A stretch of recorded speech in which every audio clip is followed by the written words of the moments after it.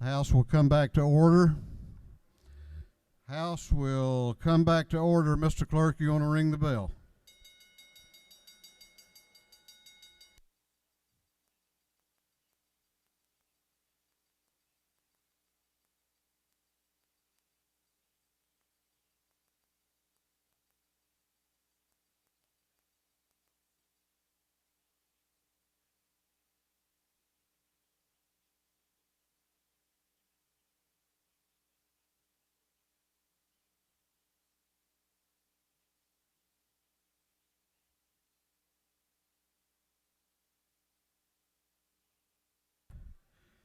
All right, we're coming back to order.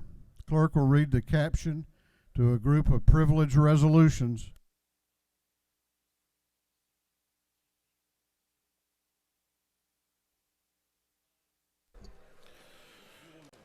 Honoring the life and memory of Haran Shahid Wakil.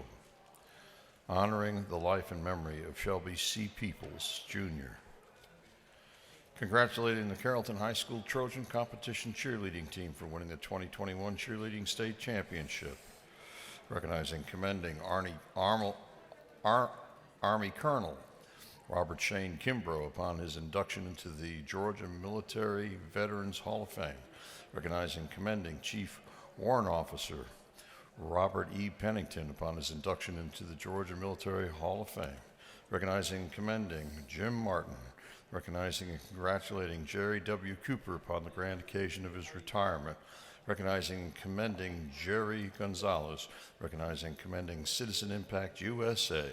Recognizing and commending Army Lieutenant Colonel John William Phillips upon his induction to the Georgia Military Veterans Hall of Fame. Recognizing and commending Adina Nickel. Congratulating the Fannin County High School wrestling team for winning the 2021 GHSA Wrestling State Tournament. Recognizing and congratulating Dr. Robert Bond upon the grand occasion of his retirement. Recognizing and commending America Gruner. Recognizing and commending Gigi Pedraza. Commending the House interns for the 2021 regular session. Congratulating and commending Yvette Parrish for receiving the 2021 Nikki T. Randall Service Leader Award. Commending Mary Ellen Sheffield for her advocacy in systematic racism, environmental justice, community building, and equity as a grassroots leader in her community. Recognizing and commending Justin Freeman. Recognizing and commending Jalila Scales. Recognizing and commending Jacoby Swanson. Commending Janet Johnson Davis for her advocacy and support of Georgia citizens impacted by the COVID-19 pandemic. Commending the Lupus Foundation of America and recognizing Thursday, March 11, 2021 as Lupus Advocacy Day at the State Capitol. Recognizing and commending Zakira Thomas. Recognizing and commending Bishop Seabrook. Acknowledging the connection between the human papillovirus and cancer and the protection offered to prevent most HPV-related cancers. Congratulating and commending Vicki Hogue for receiving the 2021 Yellow Rose Nikki T. Randall Service Leader Award. Recognizing and commending Haji Gooms Rouse. And for other purposes, that completes the reading of the privilege resolutions. Is there any objection to the adoption of the privilege resolutions? Chair hears none, and the resolutions are adopted. The clerk will read. We're going back to the rules calendar, the one we were on this morning. I understand there's another one coming down the road. Clerk will read the caption to House Bill 410. House Bill 410 by Representative Lumsden of the 12th and others to be entitled an act to amend Part 2 of Article 2 of Chapter 12 of Title 16 of the Official Code of Georgia Annotated relating to bingo so as to transfer regulatory authority over bingo from the Director of the Georgia Bureau of Investigation to the Secretary of State. This bill having referred to the Committee on Judiciary Non-Civil. That committee recommends that this bill do pass. Chair recognizes Chairman Eddie Lumsden to present the bill. Thank you, Mr. Speaker. Members of the House, I bring to you House Bill 410. This is a department bill that comes at the request of the Georgia Bureau of Investigation. The bill does not change anything in the law. It simply moves the responsibility for regulating bingo from the GBI to the Secretary of State's office. The GBI, as you well know, is a law enforcement organization tasked with criminal investigations and prosecutions as their primary mission. The Secretary of State's role is broad and is largely regulatory. By transferring this responsibility, it will free up valuable investigative manpower for the GBI. The highly trained investigative manpower of the GBI is better utilized investigating murders, drugs, and human trafficking than regulating bingo. Mr. Speaker, that is the bill. I'll be glad to answer any questions. If not, I'll yield the will and ask for your favorable consideration. You do not have any questions. I yield the will. Thank you. Is there any objection to the previous question being ordered? The chair hears none. The previous question is ordered. Is there any objection to agreeing to the report of the committee, which was favorable to the passage of the bill? The chair hears none. The report of the committee is agreed to. Shall this bill now pass? All those in favor of the passage of the bill will vote aye. Those opposed will vote no, and the clerk will unlock the machines.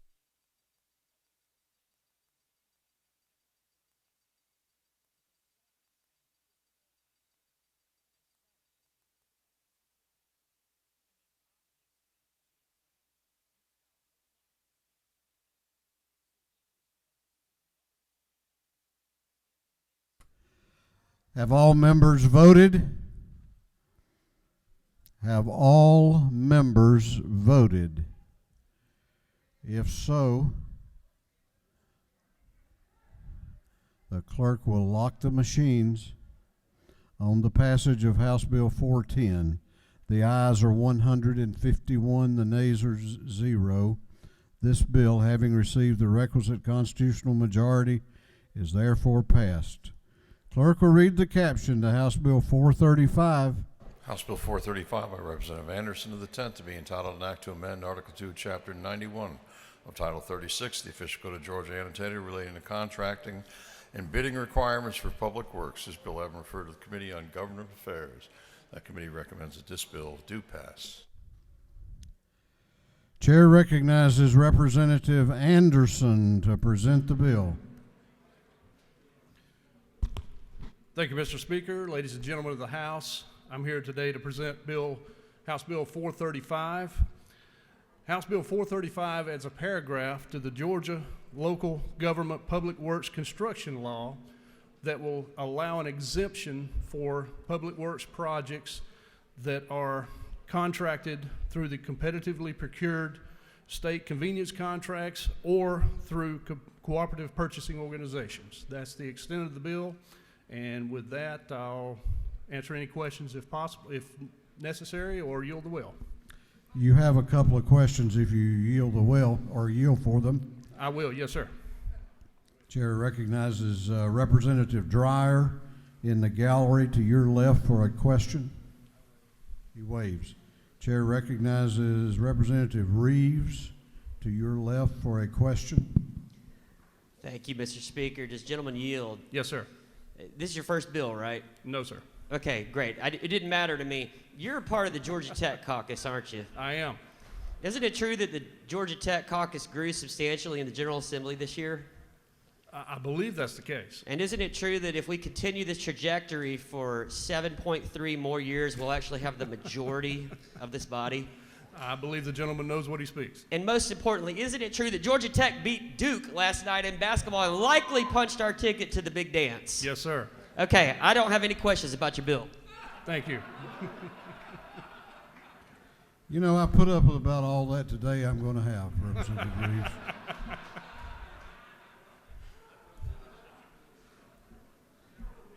You have one more question if you care to yield. It's up to you. One more, yes, sir. Chair recognizes Representative McLean for a question. Thank you, Mr. Speaker. In Does the the gentleman gallery. yield? I do. This bill 435, is it a real simple bill? I would consider it fairly simple, yes, sir.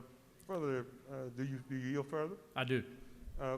My only concerns with 435, does it give anybody a leg up? Because we're talking about prison labor, and we're talking about inmate labor, or we're talking about bringing people back into the system?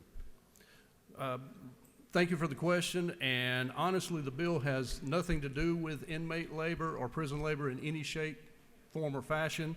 The code section that it falls under has the title that includes inmate labor, but this bill has nothing to do with inmate labor. The gentleman further you, because Yes, sir. the first question was, does this just give a company that's already vetted the picking winners and losers? I don't think it does. It does provide local governments an option to shorten the time in disaster recovery or for certain economic development situations, but thank you for the question. Thank you. Mr. Chairman, I yield the will.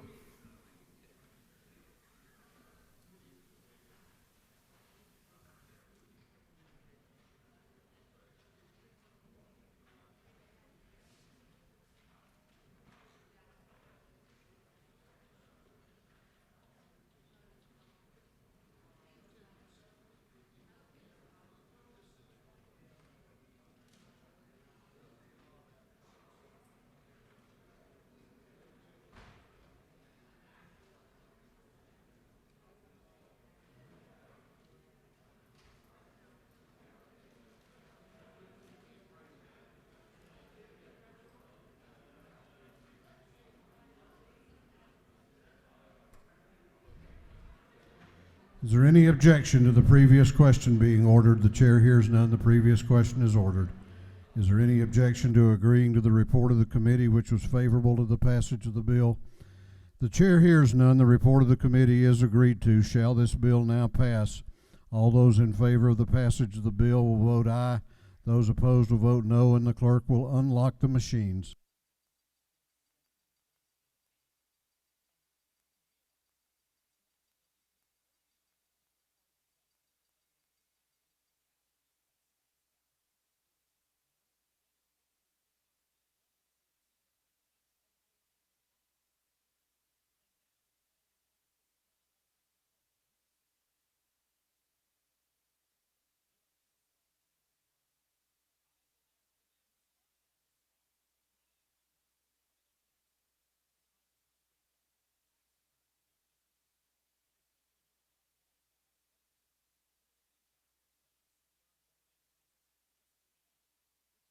What purpose does Representative Laricchia rise?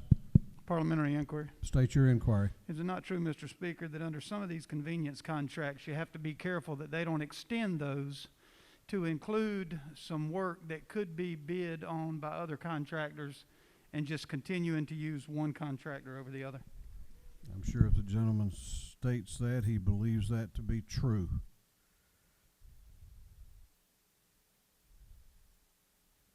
What purpose does Chairman Setzler rise?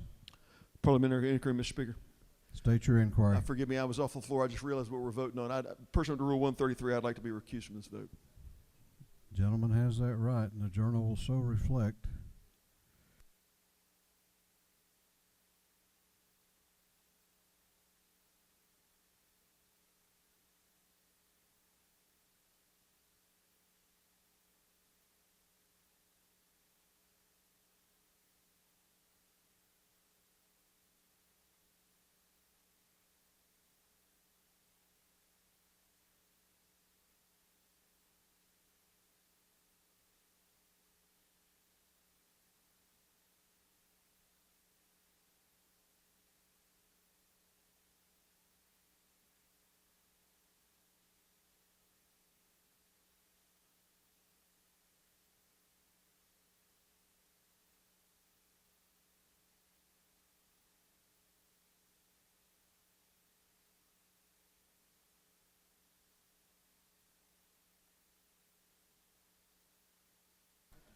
Have all members now voted?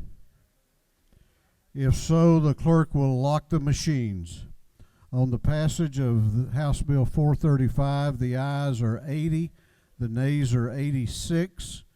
This bill, having failed to receive the requisite constitutional majority, therefore is lost. What purpose does Representative Anderson rise?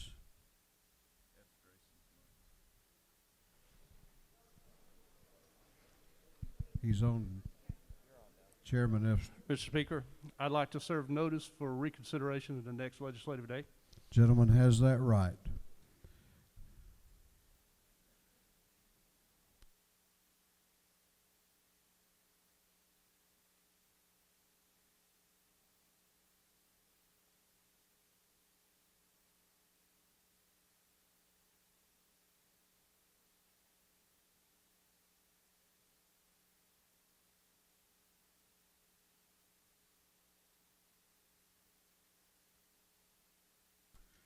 Clerk will read the caption to House Bill 470.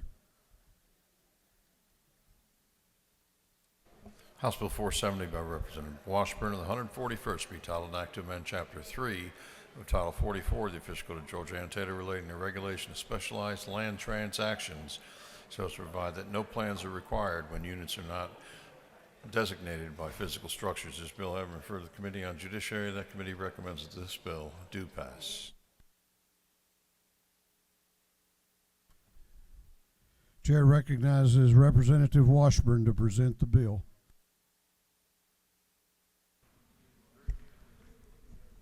Thank you, Mr. Speaker. Ladies and gentlemen of the House, I rise to present House Bill 470, which amends the condominium law in Georgia. It adds this language: except for a unit that is an individual residential dwelling intended for single-family occupancy, nothing in this code section shall require plans for a unit when the boundaries of the unit are not designated by walls, floors, ceilings, or other physical structures, provided that the boundaries of the unit are depicted on a plat of survey prepared in accordance with subsection A of this code section. Nothing in this code section shall require a separate plat of survey for a sub-condominium. This change is necessary because some of our large multi-purpose condominium developers, in their process of trying to close construction lending, have hit a snag because this language needed to be added. It does not deal with residential condominiums, but in these big multi-purpose condominium developments, there can be retail or office or other uses that are condominiums as well. And this just says that if there's no structure there to start with, there will be built, of course, that these floor plans are not required. It's a good bill because it helps generate real estate development, which generates jobs, which generates revenue. And so I urge your favorable consideration of it. Mr. Speaker, I'll yield for any questions.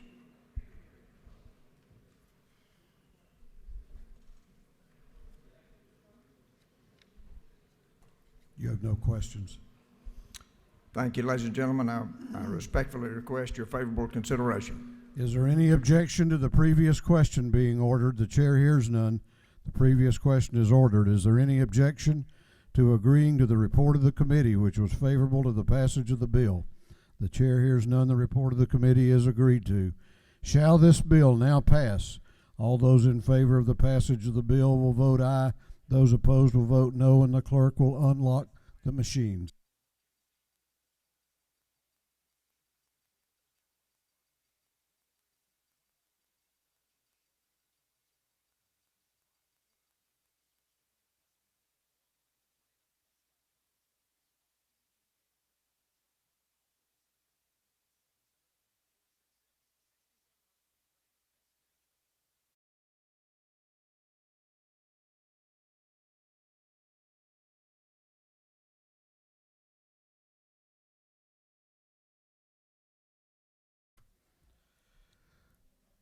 Have all members voted? Have all members voted? If so, the clerk will lock the machine on the passage of House Bill 470. The ayes are 165, the nays are 0. This bill, having received the requisite constitutional majority, therefore is passed.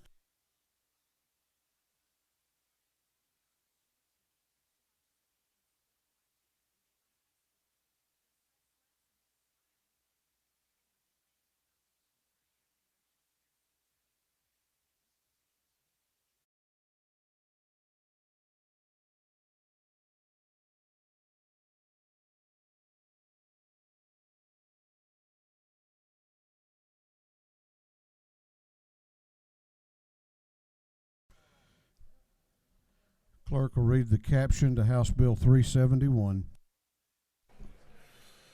House Bill 371 by Representative Gunner, the 8th, and others, to be entitled an act to amend Code Section 24-1360, the Fiscal Code of Georgia, annotated, relating to order requiring prisoners' delivery to serve as witness or criminal defendant generally, expenses, and prisoner under death sentence as witness, so as to provide that certain proceedings may be conducted by video conference. This bill having referred to the Committee on Judiciary Non-Civil. That committee recommends that this bill do pass by committee substitute. Chair recognizes Representative Gunter to present the bill. Thank you, Mr. Speaker. Ladies and gentlemen, this is another of the video conference bills. In this one, a judge of any class of court can conduct hearings by video conference or teleconference as long as they comply with the rules of that court that regard that. This applies in both civil and criminal cases. In the criminal cases, if the hearing involves the guilt or innocence of the accused, then it has to be an in-person hearing. It can't be done by video conference. That's basically what the bill does. I'll take any questions if you have any.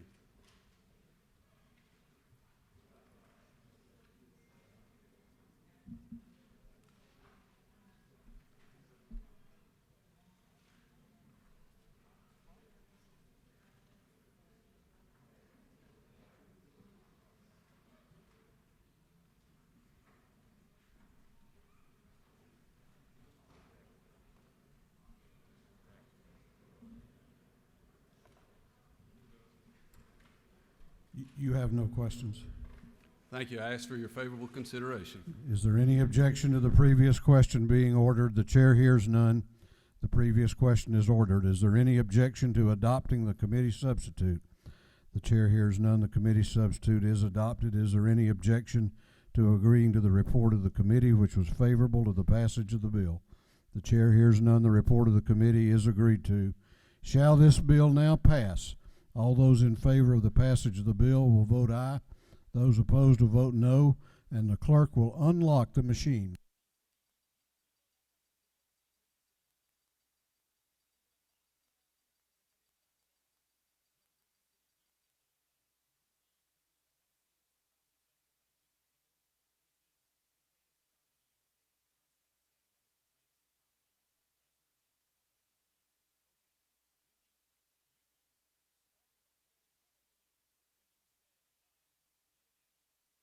Have all members voted? Have all members voted? If so, the clerk will lock the machine on the passage of House Bill 371. The ayes are 157, the nays are 9. This bill, having received the requisite constitutional majority, is therefore passed.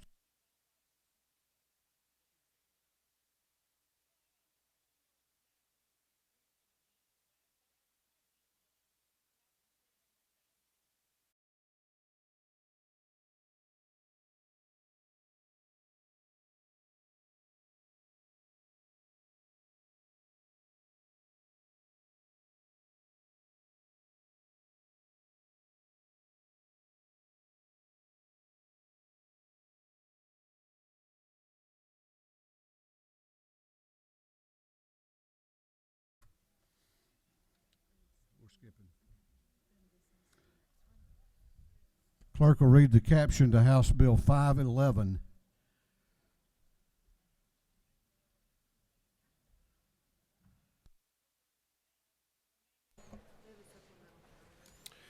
House Bill 511 by Representative Reeves, the 34th, to be entitled an act to amend titles 12, 19, 27, 28, 31, 40, 45, 48, and 49 of the Fiscal Code of Georgia, annotated, relating to conservation and natural resources, domestic relations, game and fish, General Assembly, health, motor vehicles, and traffic.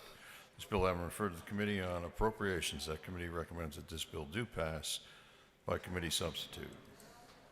Chair recognizes Representative Reeves to present the bill. Thank you, Mr. Speaker. This is House Bill 511. And earlier today, we referenced and talked about our friend, former colleague that we all that we all miss greatly, Representative Jay Powell. And frankly, in the 7 years that I've been here, it's hard to imagine another representative that has a legacy like he has. And it was a real honor and privilege for me to be able to carry House Bill 511 because it is indeed part of Chairman Powell's legacy. He worked for years on the idea of wanting to have a constitutional amendment proposed, which we did, and almost 82% of Georgians voted in favor of this past November, that requires that when this body dedicates a fee to a certain activity, to a certain purpose, that we appropriate it appropriately. That right now our appropriations process is doing this precisely, but there have been times where it hasn't been done that way, and we have no idea who's going to be here in the future. But the citizens of Georgia spoke, and 82% said that we need to be dedicating these fees to the purpose that we set out when we require these fees. And so what this bill does is it creates 9 different trust funds, and that these trust funds will hold the money that these dedicated fees are already being collected for. And then the legislation sets out what the money is to be used for, who is the trustee of those trust funds, and how they're to use it. And it also, the constitutional amendment and the constitutional provisions contain provisions that if we were to have an economic crisis or a financial crisis in the state of Georgia and we would need to change this, then those safeguards are built in to the Constitution with what has been passed. Essentially, it would be no more than 1% of our budget, so it's approximately $230 to $250 million where we're collecting from dedicated fees. That money would go to its exact intended purpose. I'll be happy to stand for any questions, Mr. Speaker. You have questions if you care to yield. Sure. Chair recognizes the Minority Leader of the House, Leader Beverly, to your left for a question. Thank you, Mr. Speaker. Does the gentleman yield? I do. I'd like to bring your attention just for a point of clarity, line 28, where it says such funds shall not lapse to the general fund. Does this imply that all 10 of these funds, that not any money will lapse into the general fund, it will go to the space that it was anticipated to go? In line 28 so section 1 of the bill is actually, it is a cleanup having to do with the Georgia Outdoor Stewardship Trust Fund. It was put in here for purposes of cleanup. Section 1 is the section that is not related to the constitutional amendment provisions. The rest of the bill is, but section 1 is not. But to answer your question, there are certain, the amendment requires that we cannot dedicate more than 1%, and that's probably a good thing because we need the ability to have flexibility. This kind of balances the concept of having the flexibility to use our appropriations where we need them versus living up to our word and actually appropriating them to the things that we said. This is why we're collecting these fees, so we're going to do it. It strikes that appropriate balance. There are some concepts where, in order to be able to make it fit under, there were 9 trust funds are created. In order to make it fit under the 1%, some of those funds, and I can't recall off the top of my head, I don't believe that every penny collected from those funds is going, but there is exact science. This was a very long effort that involved both the OPB, also House budget and Senate budget, all worked together in creating the balance here. But to answer your question, I don't believe that every penny of every fund goes into these trust funds, but it's set up that way because in order to get under the 1%, there had to be some limitations. And then, gentlemen, further Sure. yield. The interest, so this money is going to accrue in a fund. Mm-hmm. Does this fund contemplate that the interest would be used for the funds in which it was directed? Is that correct? Yes, and well? all of the legislation, all of the different sections talk specifically about what the funds must be used for, who has the discretion to use that. It's usually the agency head or director or commissioner of whatever agency that the bill, like for example, the Children's Trust Fund, that would fall under DFAC's director would have that discretion in deciding to use the money. But then there's a list of things that the money can be used for. But that person who would be designated as the trustee is the one that's tasked with that, and they have to do, they're limited to what's in the law. Okay, thank you. Do you further yield? I do. Chair recognizes Representative Anulowicz to your left for a question. Thank you. Does the gentleman yield? I do. Thank you. This is actually going to echo a question that I asked in committee, but to clarify, the Transportation Trust Fund and the Georgia Transit Trust Funds, these do not change how those funds are collected, change how they're spent. This simply would put them in a designated space. That's exactly right. And those funds, like the other ones, they're being used for their proper purpose, but this puts it into law and will require that from here on out. Thank you. I'll yield for one more, Mr. Speaker. Chair recognizes Representative Maynor up in the gallery for a question.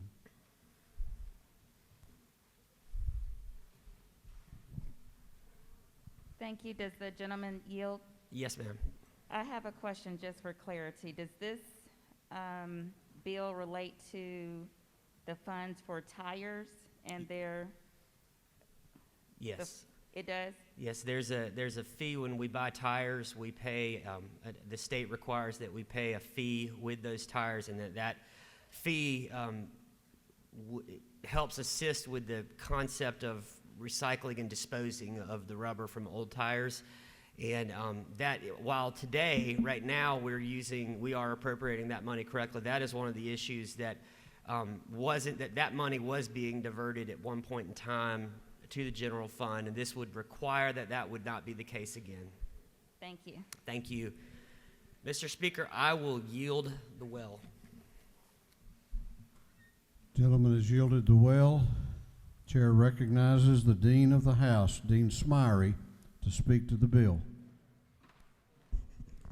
Mr. Speaker, ladies and gentlemen of the House, I just wanted to come and speak on behalf of House Bill 511, and as I told the author of the bill, I was really excited about this because I just did a little bit of history lesson and thought about House Bill 170 in 2015 when we created the Transportation Act, and after that, talking with you, Mr. Speaker, and other leaders of this House, we created the Transit Fund. And I just wanted to come and say that during the pandemic, all of our transit systems around the state continue to take our first responders and people to work every single day. And to me, being able to put this money now that is directed from the excise fee that we put in at 50 cents for higher transportation, and now to have this codified, and I know this is something that the late Representative Powell had wanted to see us do, but at the same time, I want to say that we had never provided funding for transit systems.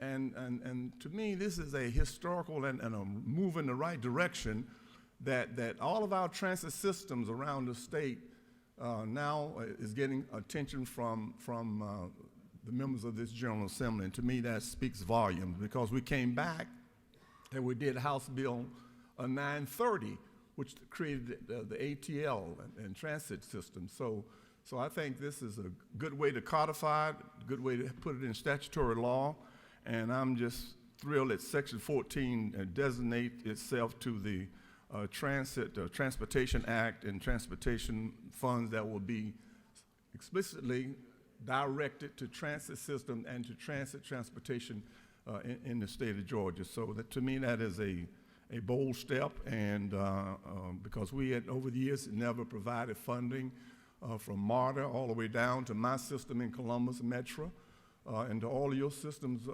around the state, that all of y'all who have transit. And to me, this is a major step in giving them direct fund from the state, and the state is participating in the process of providing transit throughout the state of Georgia. So I did want to come and look forward to voting in favor of House Bill 511.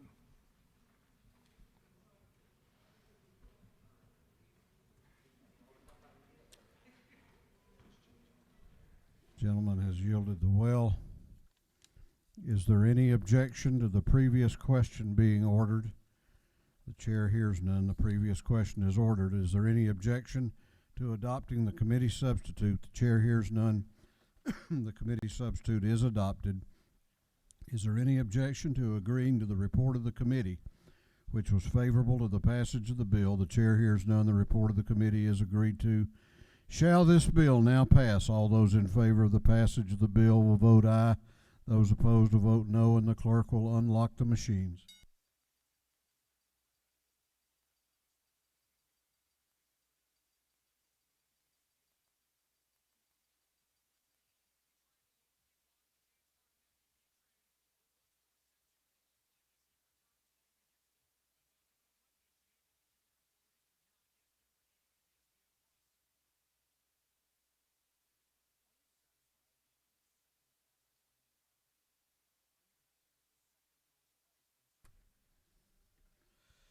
Have all members voted? Have all members voted? If so, the clerk will lock the machine on the passage of House Bill 511. The ayes are 168, the nays are 0. This bill, having received the requisite constitutional majority, is therefore passed. Clerk will read the caption to House Bill 477.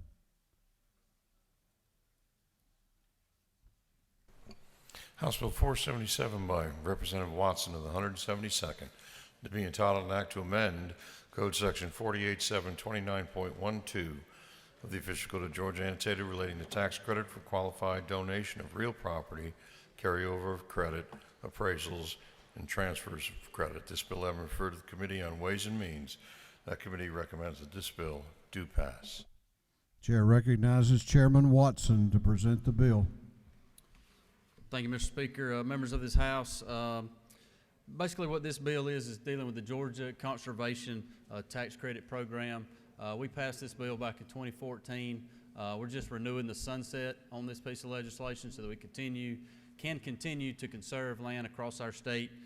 We've conserved over 50,000 acres in the last 6 years, and as our state continues to grow, we need to make sure that we protect the quality of life for our citizens, and that's part of what this bill does. And I would appreciate your support, and I'd be glad to take any questions if there are any, Mr. Speaker. You have a question if you care to yield. Yes, sir.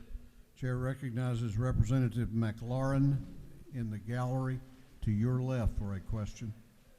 Thank you, Mr. Speaker. Does the gentleman yield for a question? Yes, sir. Am I right to understand that this tax credit is related to the donation of property for conservation uses? That is correct. Okay. Would the gentleman yield for one final question? Yes, sir. Do you know if the state has any sort of audit in place regarding the legitimacy of these claimed credits? I know we've had discussions over the last couple of years about looking at these tax credit programs. I'm just curious if you know if we have a way of reviewing those.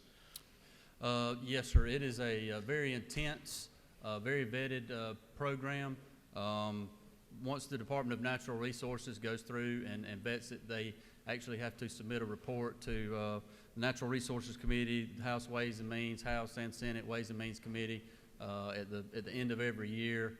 And also it's got, as you can see, it actually has a 30 million cap, and we average around 3 million per year. So it's a very difficult program and a lot of rules that go with it. So it's very, very strict. Thanks for your work. Yes, sir. Thank you. Mr. Speaker, I'll yield the will and appreciate your support. Is there any objection to the previous question being ordered? The chair hears none. The previous question is ordered. Is there any objection to agreeing to the report of the committee, which was favorable to the passage of the bill? The chair hears none. The report of the committee is agreed to. Shall this bill now pass? All those in favor of the passage of the bill will vote aye. Those opposed will vote no, and the clerk will unlock the machines.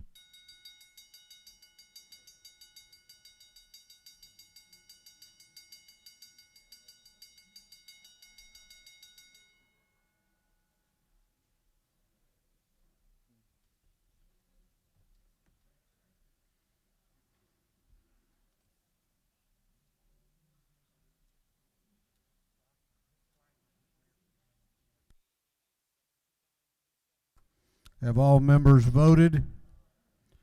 Have all members voted?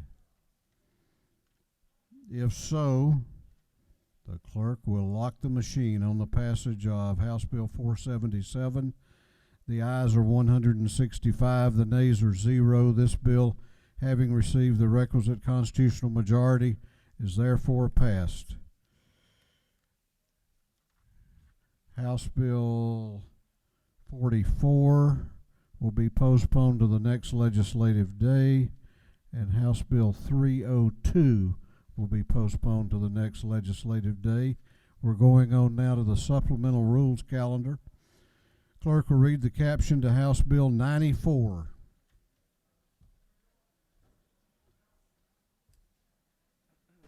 House Bill 94 by Representative Rich, and the 97th to be entitled an act to amend Article 1 of Chapter 8 of Title 16 of the Official Code of Georgia annotated relating to theft so as to provide for the crime of theft by possession of stolen mail. This bill having been referred to the Committee on Judiciary, that committee recommends that this bill do pass. Chair recognizes Chairman Rich to present the bill. Thank you, Mr. Speaker. Ladies and gentlemen, I bring to you House... Lady will suspend just a moment. Do all members not have the supplemental calendar?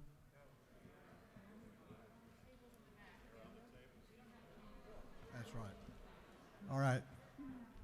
Lady, you want to be at ease? We're going to have to send everybody outside to the back table to get a copy of the supplemental calendar. As you all now know, we do not have delivery to your desk. So we'll take a moment, and then I'll recognize Chairman Rich to present the bill.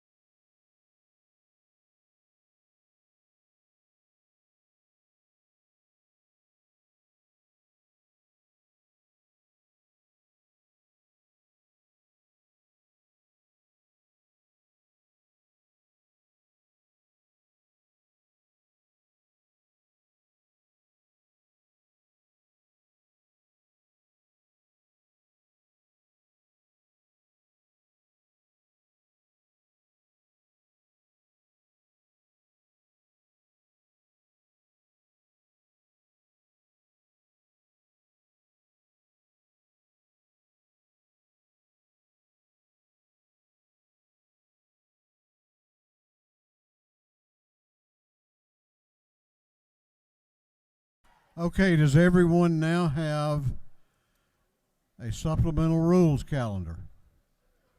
You've had adequate time to get it, so we're going to move forward.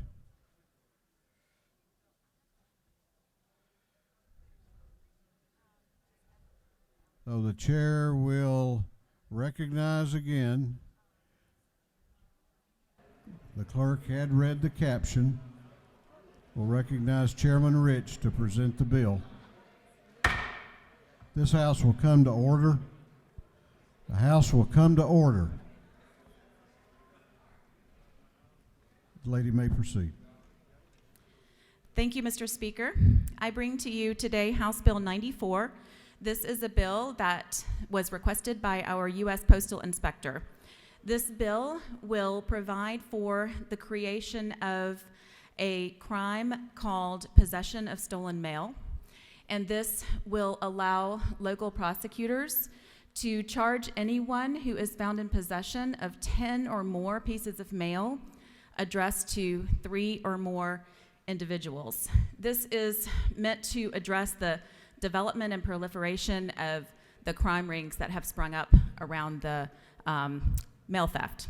The second portion of this bill is known as the porch piracy bill, and this portion provides for the creation of the crime of porch piracy, which allows a local prosecutor to charge an individual who steals a package from the threshold or near the doorway of someone's home. And this is so that the local authorities will be able to dedicate the resources necessary to prosecute these crimes regardless of the value, because some people obtain, a lot of people now, more even in the last year, are having a lot of packages delivered to their homes, and this will allow the local authorities to address it. And I will yield for any questions.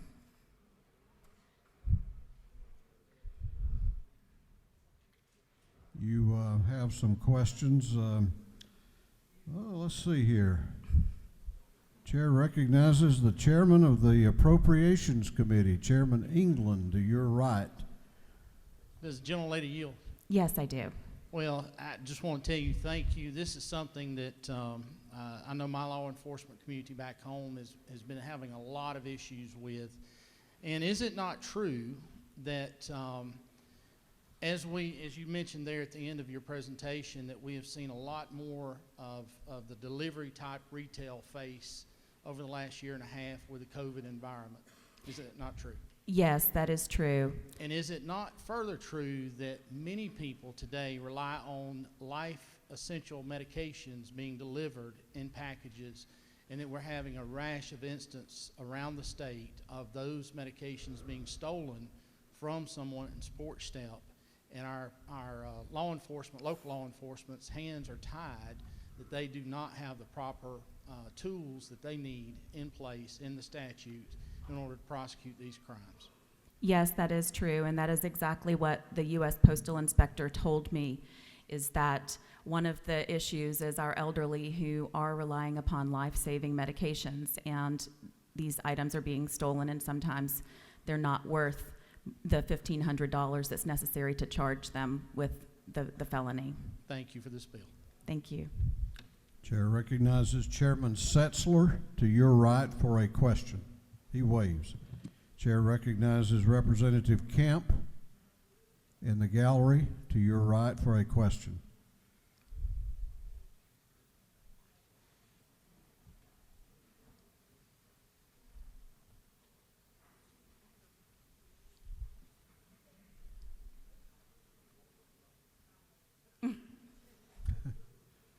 I think they're going to help you with your mic. You need to hit the... Can you get me? Yeah. Thank you. Chairman Rich, is it not true with so many people working remotely at this point in time that valuable information that can be shipped to their homes for them to complete their jobs, and without a bill such as this where $1,500 is the price point, it's very challenging for any business to prove that the lack of information given or sent to their employee was worth $1,500 in monetary value. Does this bill not address this issue? Yes, it does. And again, that was a specific example that the postal inspector gave to me, is that oftentimes the benefits checks and the personal and private identification is not worth more than the paper it's written on, and therefore cannot be charged as appropriately as a felony as it should be. Yes, that's exactly right. Thank you, Representative Camp. Chair recognizes Representative Thomas to your left for a question. Does the gentlelady yield? Yes. First of all, I want to say, is it not true that we all care about our packages and our constituents' packages? I would think that is true, yes. Thank you.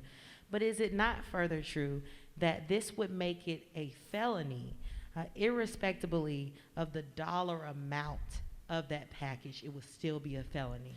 Yes, that is exactly right. For the same reason that it is a felony for someone to actually cross over into the threshold of someone's home, even if they steal nothing, it will now be a felony to go up to the threshold to remove a package. And the rationale behind that is because it is a different kind of criminal who is brazen enough to go up to the threshold of someone's home.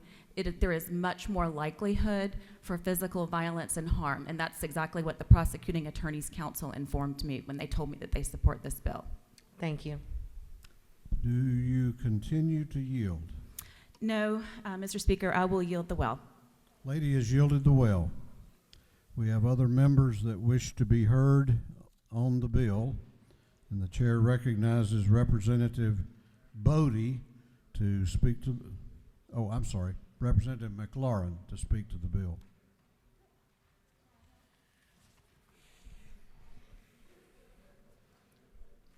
Thank you, Mr. Speaker. Good to see everybody again. This bill is about the difference between a misdemeanor and a felony. That's what it's about. We use words like tools, we use words like resources to refer in the abstract to what police and prosecutors use to try to respond to crime. But ultimately, if I had to guess, I don't think that everybody in this chamber is thinking about increasing the penalty for a crime because we just want to feel better when those people are hit harder.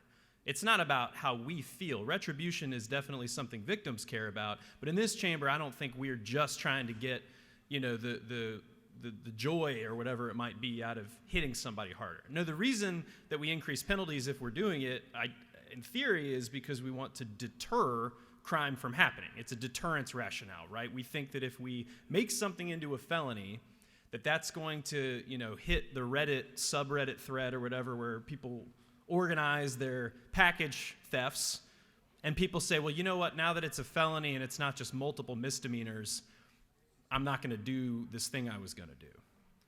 And maybe that's the case. That might be right. We don't have expert political scientists who can answer this question for us because it's really hard to figure out, quite frankly.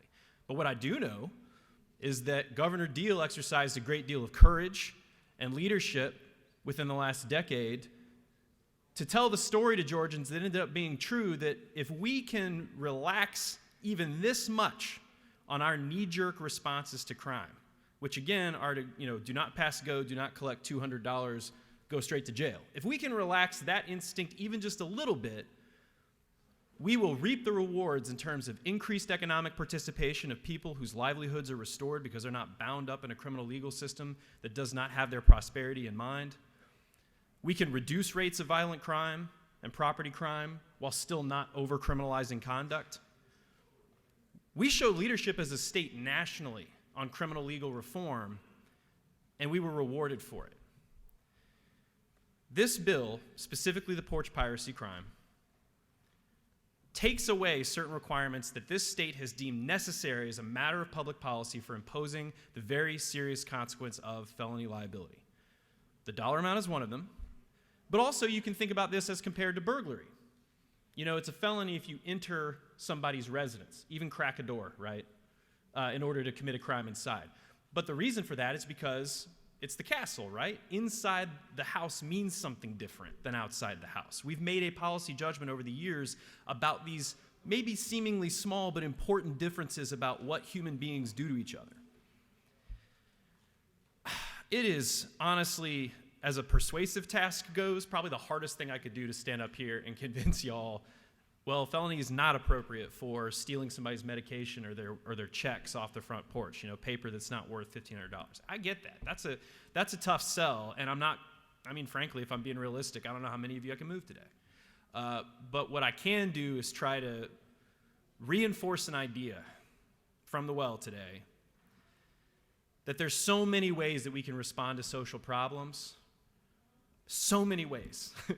Some of them take longer than others. Investing in healthcare, investing in education, giving people opportunities so that they don't feel like they have to go take a dice roll and grab a random package off a porch and see what's in it, and maybe they can sell it and feed their family that week.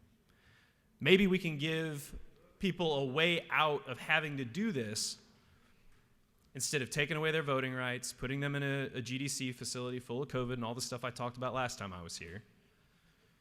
And hoping that that does something to solve the social ill. I don't have a whole lot more to pitch to you other than that, but I guess what I want to leave you with, and my colleague will speak ably to these issues, is it's one thing to say we need tools, we need resources, we need slightly stronger medicine, the next rung up. It's another thing to walk in the shoes of the people who don't have our comfortable homes to go back to and our elaborate, well-designed porches to sit on, and to get inside the brain of somebody who takes a package they know is probably worth $20 because their survival might actually be on the line. Thank you. I yield the well.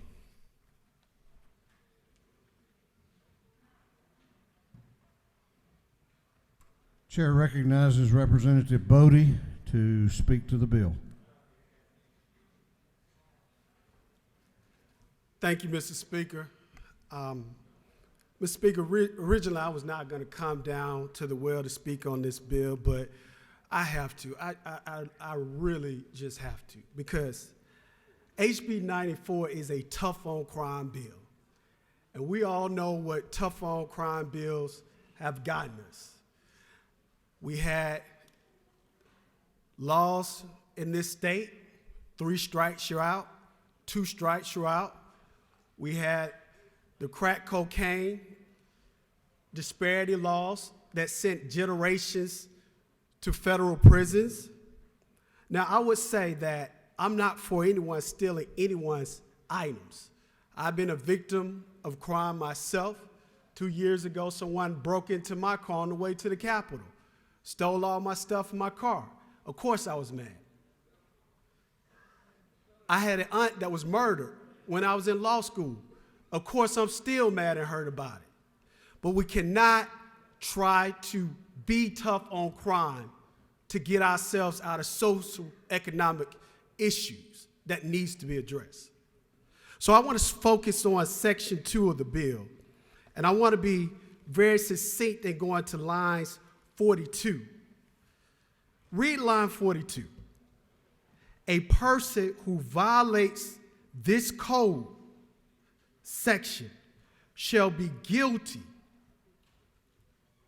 of a felony, and upon conviction thereof shall be punished by imprisonment no less than 1 year, no more than 5 years. So let's talk about that a little bit. I would say to you all in this noble chamber that we already got statutes on the book to deal with theft by taking. We already have trespass crimes. And I want to talk to you a little bit today about theft by taking statute 16-6-2 subsection C. A person convicted of violation of code section 16.8.2 through 16.8.9 shall be punished as for a misdemeanor, except for if the property was subject of the theft of at least $1,500.01 in value, but less than $5,000 in value. But imprisonment for not less than 1 year, no more than 5 years. And in the discretion of the trial court judge, as for a misdemeanor. So I want to just hold right there, misdemeanor. So the theft by taking statute that this General Assembly passed under then Governor Nathan Deal, the champion, Republican champion of criminal justice reform, made the statute go from $500 in value up to $1,500 in value, and also gave the trial judge the discretion for a misdemeanor. Well, I'm going to tell you, HB 94 doesn't do that. So if your 17-year-old son or daughter or constituent decides to have a prank and do something really kind of dumb for a 17-year-old, which is the age of majority in the state of Georgia for going to adult prisons, he's looking or she's looking at 1 to 5 for possibly stealing a package of vitamins from Amazon that's valued at $19.99.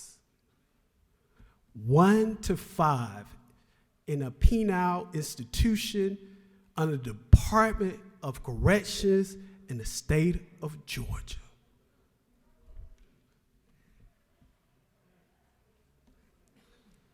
Now, do we really want to make this a new crime? Do we want to take discretion away from our judges? Do we want to duplicate laws already on the books?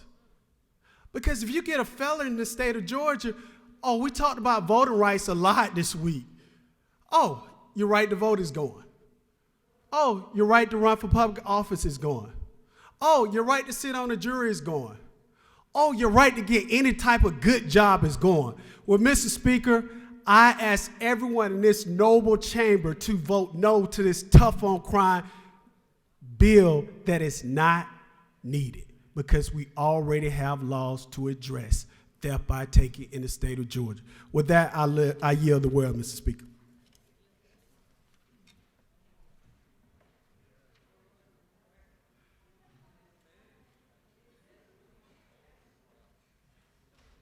Okay, we have members that wish now to speak in favor of the measure. And the chair recognizes the chairman of the House Judiciary Committee, Chairman F. Strachan, to speak to the bill.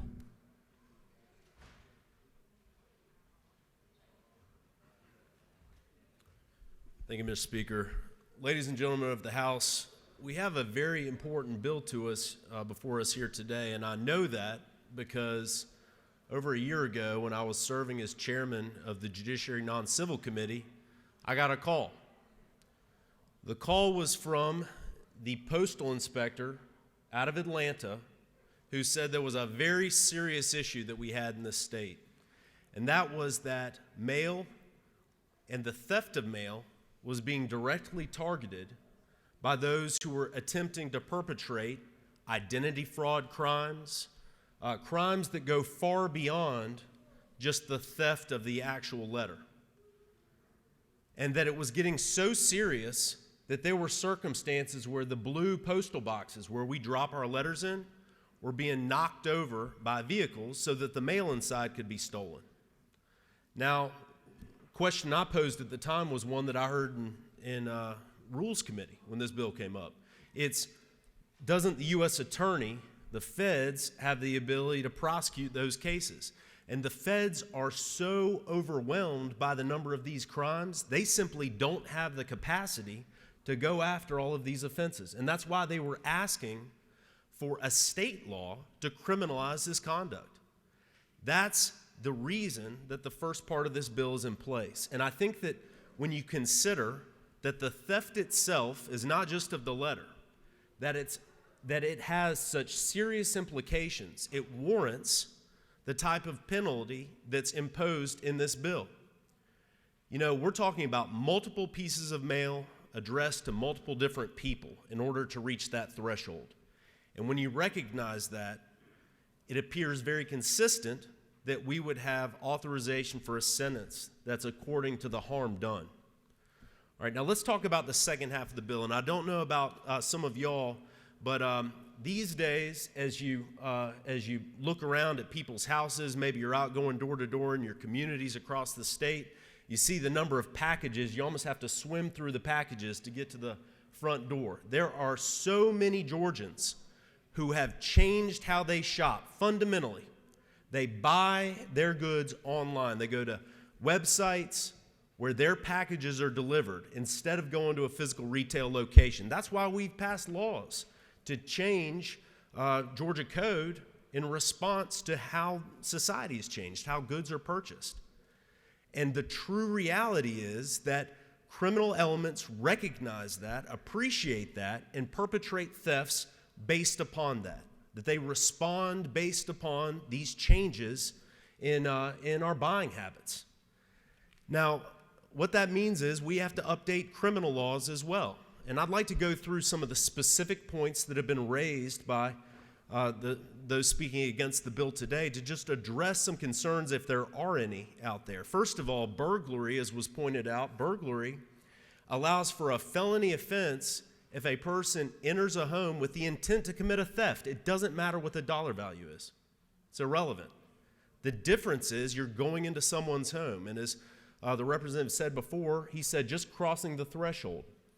What we're talking about here is on your property, on your front porch, somebody entering that area where I would say there's a ripe opportunity for some sort of terrible outcome. Somebody comes to your door, you see maybe there's a child on the porch, maybe there's a child inside the home, you see a stranger on your porch, and that is a potential for a terrible situation. It is not comparable to a simple theft by taking offense. It's not even the same universe. Now, to claim that, well, there is the ability for a reduced, the judge to sentence down, I think also doesn't show deference to what was done in those reforms that were passed to increase the dollar value in theft by taking offenses. All right? I was incredibly proud of our state increasing the dollar threshold for theft by taking offenses. But when somebody takes a box off the porch, they don't know the value of what's inside. They have no idea. And what if you're the resident of the home waiting to get your medicine in that package? What if you need that medication and you don't get it because somebody took it off your porch? You know, these are the kinds of consequences that we really have to think about. This is not ivory tower discussion. This is real world impact to Georgians who are going to lose their medication and their goods off their porch. Now, I think that what's important to discuss here today is what's on this bill and this bill before us. And I've heard a lot of other issues raised, including that 17-year-olds can be charged as adults. Well, as I recall, this House took action on that, thanks to Chairwoman Ballinger's great work to raise the age on that already. Let's not confuse issues here. The issue here is about packages being stolen from the threshold of your home and the terrible consequences that can result from that, and the need that we have due to changing buying habits and our changing society to update our code to reflect that. And having been a former prosecutor, having been a criminal defense attorney, having seen the judicial process from both sides, the kinds of severe consequences that I think are being outlined here today to try to bring opposition to this bill, frankly, I don't think are plausible. I think what's more likely to happen is this law is going to be used when appropriate, when there are people who are targeting homes, that are taking packages on multiple homes, and it's necessary to have a crime that reflects that, not prosecutors and investigators trying to calculate the value of the contents of each package. I'd implore you to vote in favor of this bill today. I know I certainly will. Thank you, Mr. Speaker. I'll yield the will.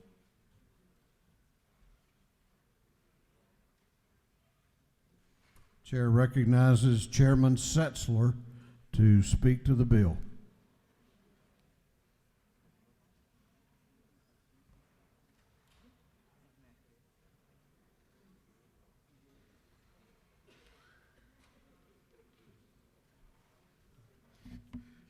Thank you, Mr. Speaker. Ladies and gentlemen of the House, I'm speaking to members today of perhaps the minority caucus who sort of see both sides of this. who recognize that last March, when the order went out to our citizens to shelter in place for purposes of an unprecedented pandemic, they recognized that staying at home and doing things like they had never done things before was not just essential to themselves, but to their family members, the elderly people that are in their family that they care for, their coworkers, and candidly our entire culture as a whole, that people could be sequestered, those that could stay at home, stayed at home every opportunity they had. Now, many people that I know, whether they're elderly and get out with hesitance or people who like to be out 2 or 3 times a day, recognize that in spite of the fact that they may like to go to retail stores, they might even like to go down to the Waffle House and sit with their friends and have a cup of coffee, those times ended precipitously on the 15th of March of last year and the ensuing months, month after month after month. As we saw the reorganization of our economy shift, where retail sales shifted from bricks and mortar stores to people's front doorsteps, the reality of people having things picked out of their yard changed, perhaps forever. Now, as we think about this threshold of things being stolen from one's yard, I would ask members, again, of the minority caucus and perhaps even of my own caucus, is there a difference between a premium $150 garden hose being stolen off the side of my house, which is a nuisance to me, which is a crime, which is a misdemeanor under Georgia law, and would continue to be a misdemeanor under HB 94, versus something that's on my front porch, right at the threshold of my door, underneath the overhang of my house, put there as part of the stream of commerce for something that I had ordered for something that I needed. We talk about medicine. We talk about computer peripherals. You know, when you talk about access to computer parts and pieces, computers, printers, all those things were off the shelves in our stores because folks who had gone to their workplace for years and years and years now suddenly needed to be able to work from home. Friends, what we're talking about is not just, as it had been alluded to, some overreach, some rejection of the concept of criminal justice reform. What this is, what HB 94 is a recognition that moving forward, not just a garden hose that's stolen from my yard as a misdemeanor is in play here, but the very stream of commerce itself. Now, this idea of a stream of commerce came to me as an initial skeptic. I remember I was in the Judiciary Non-Civil Committee about 6 years ago, and a bill came in that was talking about this stream of commerce and penalizing things that interrupted this stream of commerce more than I didn't understand why. As a skeptic, I said, why is it that we're talking about this stream of commerce and not thinking just about the little guy? Shouldn't regular folks that are being robbed be treated the same way as this idea of a stream of commerce? But as we listen to the debate, I want to share with you what I learned from that process.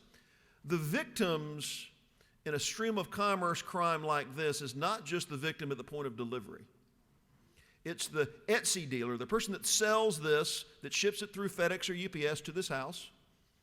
They're a victim because their ability to complete a delivery to a customer is interrupted by this theft.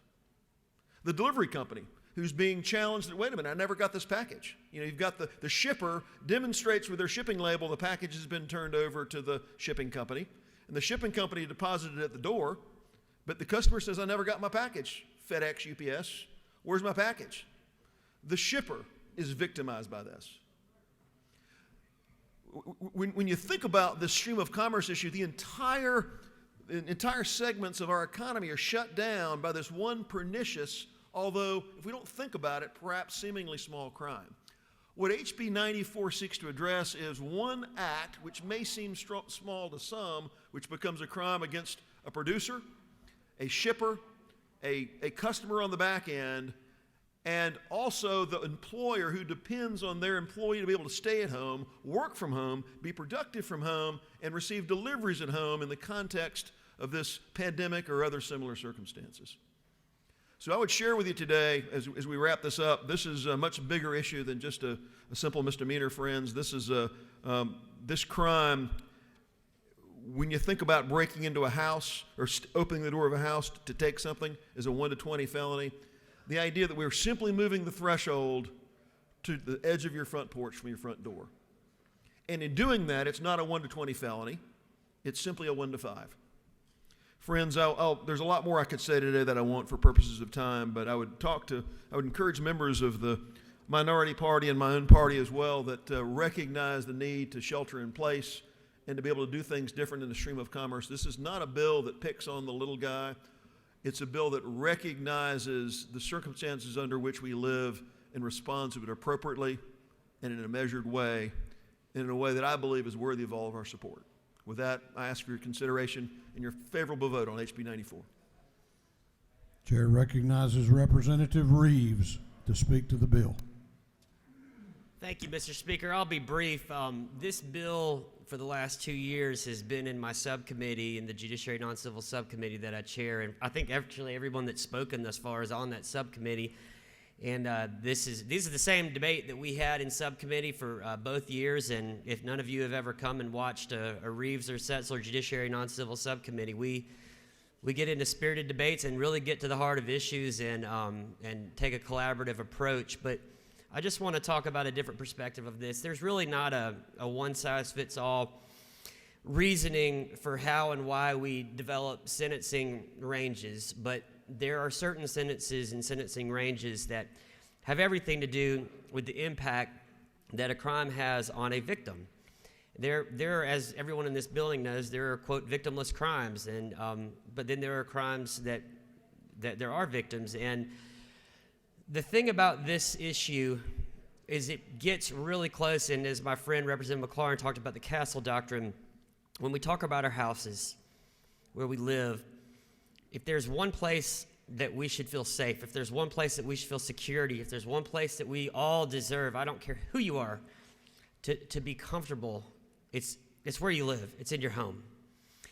And we have a different level of protection for that concept, and the reason why is because it has a different kind of impact on the victim. When I was a prosecutor for 5 years, I'd never been burglarized. But what I learned from burglary cases was the terror that it brought people who had had their home broken into, and that they lost that sense of security and comfort. And I think that this issue is very similar. My wife and I are fortunate we haven't been victims of porch piracy yet, but we have had neighbors in our neighborhood who have. You know, I have a 12-year-old who's at home alone when he gets home from school for an hour or so every day. And if somebody were to steal something from our house, then I would tell you it would affect my comfort in having my 12-year-old at home alone, because you're encroaching on something that is sanctimonious to me.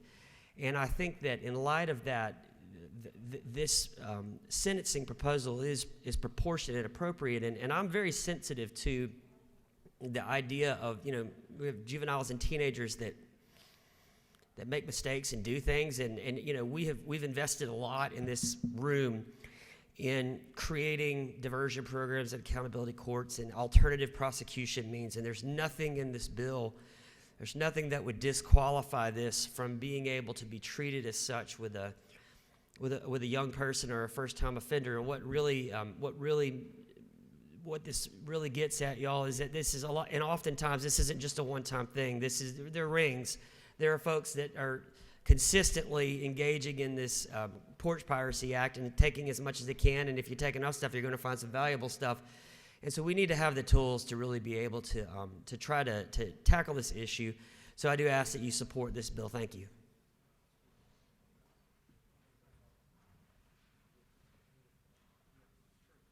Is there any objection to the previous question being ordered? The chair hears none. The previous question is ordered. We're now going on to the chairman's time. By rule, the chairman of the committee will have 20 minutes to speak to the bill. The chair recognizes Chairman Burchett to speak to the bill. Thank you, Mr. Speaker. I will not be 20 minutes. This will be very brief because I think we've had a thorough explanation from both chairs and my friends on the other side of the aisle. This is a bill that we need. We have a serious problem here, and this is something that brings us in parity with the federal government. It's already a felony at the federal level to steal mail. This is not something unheard of.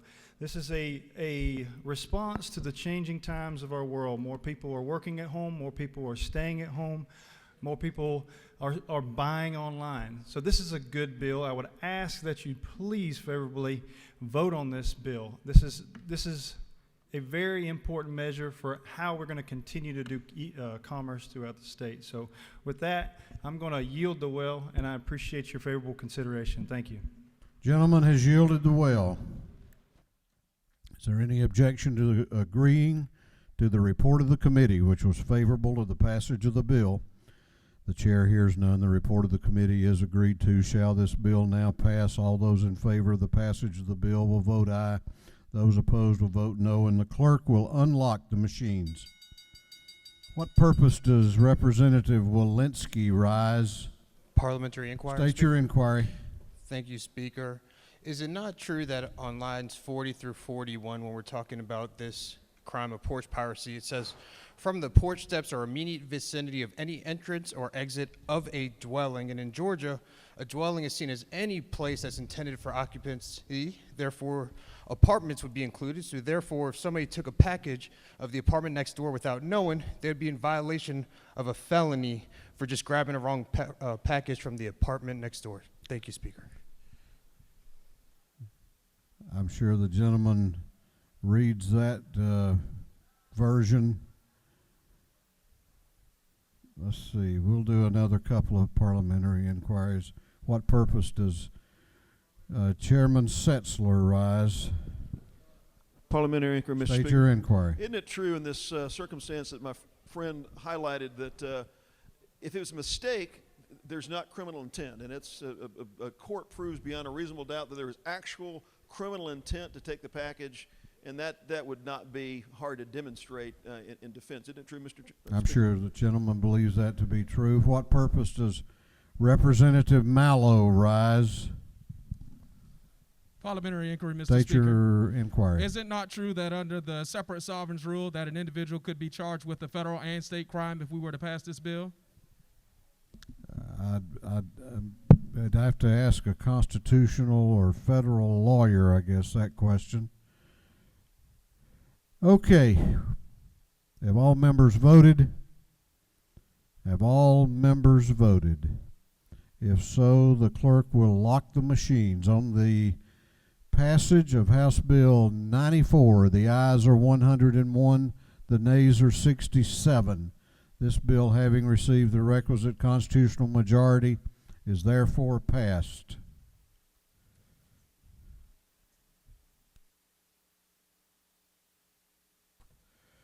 Clerk will read the caption to House Bill 588.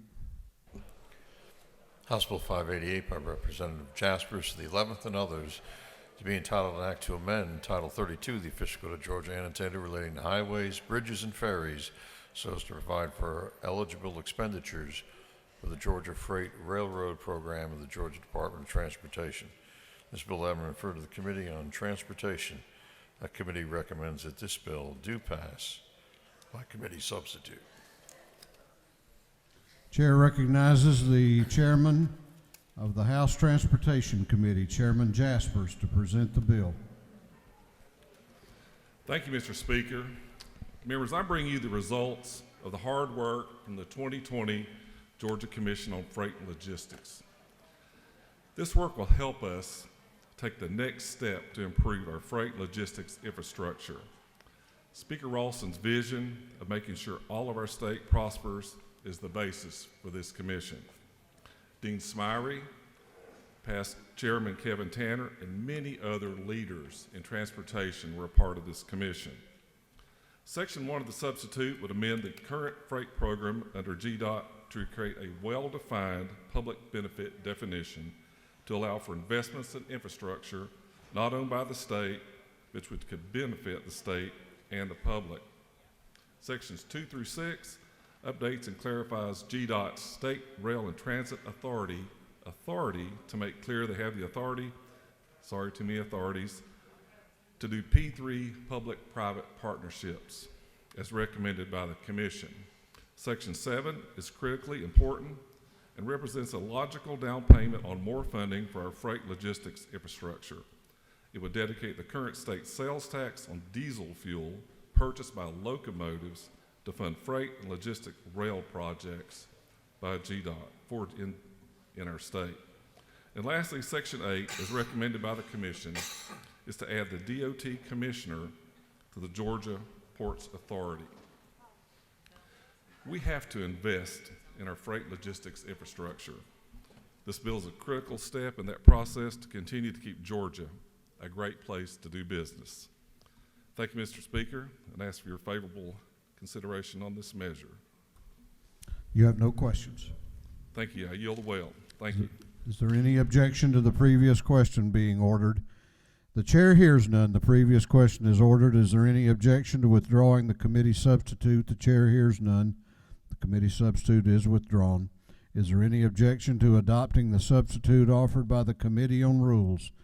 The chair hears none. The Rules Committee substitute is adopted. Is there any objection to agreeing to the report of the committee, which was favorable to the passage of the bill? The chair hears none. The report of the committee is agreed to. Shall this bill now pass? All those in favor of the passage of House Bill 588 will vote aye. Those opposed will vote no, and the clerk will unlock the machines.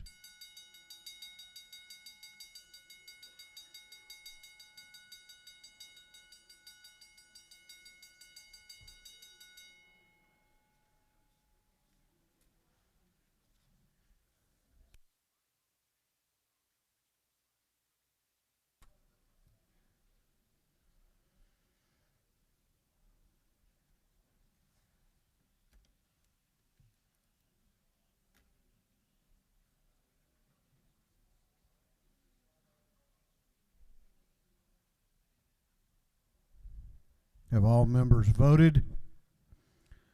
Have all members voted? If so, the clerk will lock the machine on the passage of House Bill 588. The ayes are 166. The nays are 0. This bill, having received the requisite constitutional majority, is therefore passed. Clerk will read the caption to House Bill 635.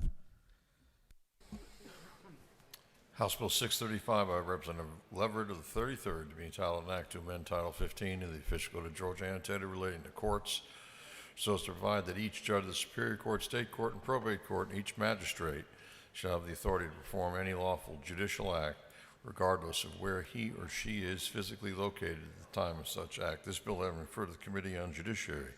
That committee recommends that this bill do pass by committee substitute. Chair recognizes Representative Leverett to present the bill. Thank you, Mr. Speaker. Ladies and gentlemen of the House, I bring to you House Bill 635, which has been requested by the Council of Superior Court Judges and by the Judicial Council. It has conceptually two basic things that it does. First, it allows a judge to remotely sign an order when that judge is not within the geographic limits of the state of Georgia. Currently, they can sign orders remotely, but they have to be physically present within the state. Of course, the order still can take effect only within the state, but if they happen to be in Nashville or at a judges conference outside the state of Georgia, they can still sign that order remotely and it would have effect. So to use an illustration that's actually happened in my practice before, if my divorce client has already scheduled his subsequent wedding, and he's desperate to get that order signed that week, and the judge is at Amelia Island, we could still get that order signed and have the divorce final so that he doesn't have to reschedule his wedding and upset the future ex-wife that he's going to marry. Call me a cynic, I'm sorry. Finally, it also allows local governing authorities to move the location of court if needed to an alternative location. And this, of course, has become a very timely bill during the last year when that's had to happen to move to larger rooms. The governing body, of course, has to take into consideration the convenience of the parties and the witnesses so as not to move it too far, and that it can only be moved to another location within that county or an adjoining county. So I would ask your favorable consideration of this bill and We'll yield the well for any questions.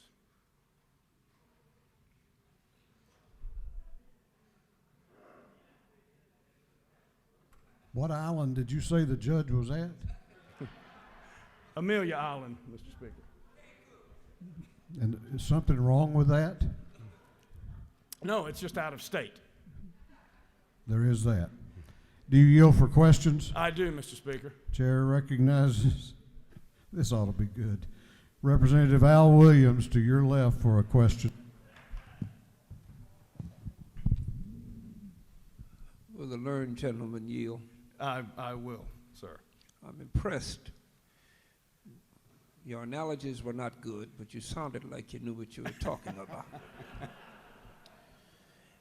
Having been way back party to a divorce, I would have gladly carried the papers to Cancun, much less Jekyll.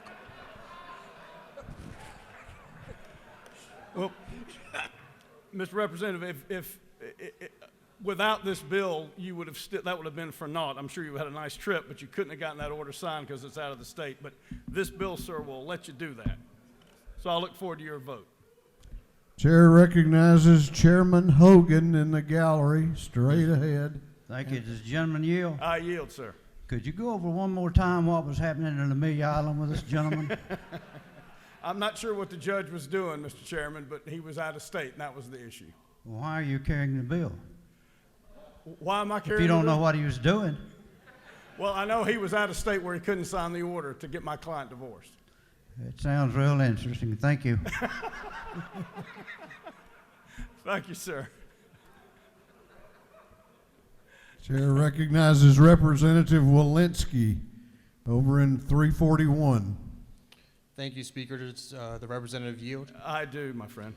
Thank you so much. As my 341 COVID seatmate, I'm very grateful that you are carrying this bill, especially Section 2, which I began. So very thank you for this bill, and it's a great bill. Thank you. Thank you. It's my pleasure to carry it for you, sir. Do you continue to yield? Mr. Chairman, I think, as the gentleman on the Titanic said, I know I asked for ice, but this is ridiculous. I'll yield the well and ask your favorable consideration of House Bill 635. Thank you. Go find some more bills. I want to hear you do some more bills today. Is there any objection to the previous question being ordered? The chair hears none. The previous question is ordered. Is there any objection to adopting the committee substitute? The chair hears none. The committee substitute is adopted. Is there any objection to agreeing to the report of the committee, which was favorable to the passage of the bill? The chair hears none. The report of the committee is agreed to. Shall this bill now pass? All those in favor of the passage of the bill will vote aye. All those opposed will vote no, and the clerk will unlock the machines.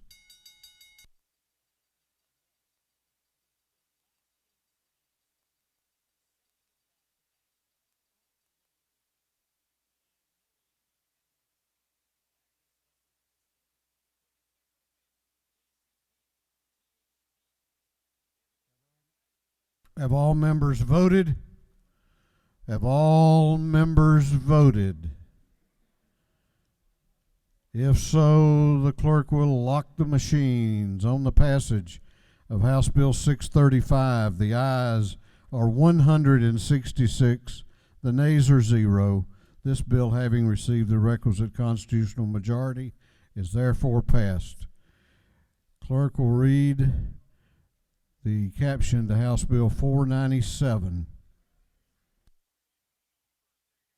House Bill 497 by Representative Administration of the 104th to be entitled an act to amend the official code of Georgia annotated so as to revise, modernize, correct errors or omissions in, and reenact the statutory portion of said code. This bill then referred to the Committee on Code Revision. That committee recommends that this bill do pass. All right. Members, listen up now. This is the most exciting bill we take up every session. Chair recognizes the chairman of the Judiciary Committee, Chairman F. Strachan, to present the bill. Thank you, Mr. Speaker. I've got a lot of attention now on the code revision bill. As you all know, each year we consider the recommendations from Georgia's Code Revision Commission, things to remove, replace in our statute. And I have the honor of carrying the bill this year. We'll be honored to have your favorable consideration. I'll be happy to answer any questions. You have no questions. I'll yield the well. Thank you. Is there any objection to the previous question being ordered? The chair hears none. The previous question is ordered. Is there any objection to agreeing to the report of the committee, which was favorable to the passage of the bill? The chair hears none. The report of the committee is agreed to.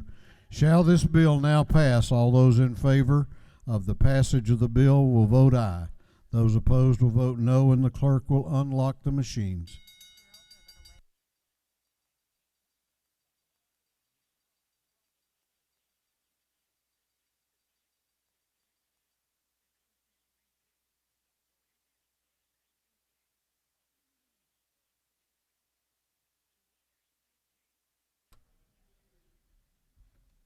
Have all members voted?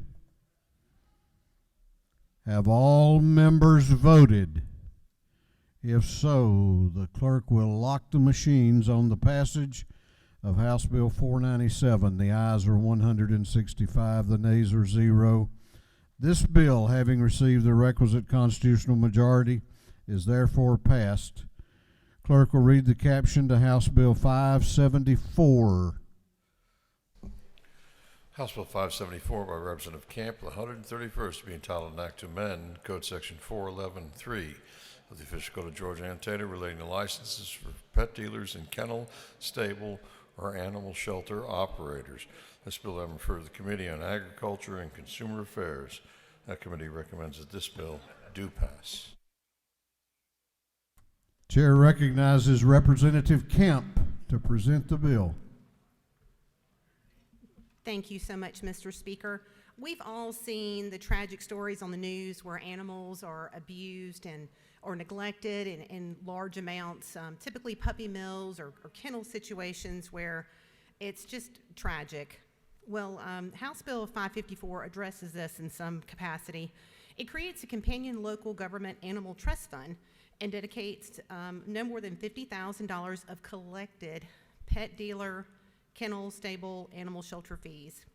And the fee shall not exceed $200,000 in any given year. Local governments can apply for reimbursement. Oftentimes, local governments are very overwhelmed when they take in large amounts of animals. For example, the county I live in does not have a humane society per se, so if they were to take in the requisite more than 29 dogs or cats or more than 9 equine, it would be overwhelming to that local community. The Department of Agriculture would allow them to then submit expenses, and they would determine if they were reasonable and appropriate, and they could potentially qualify for reimbursement.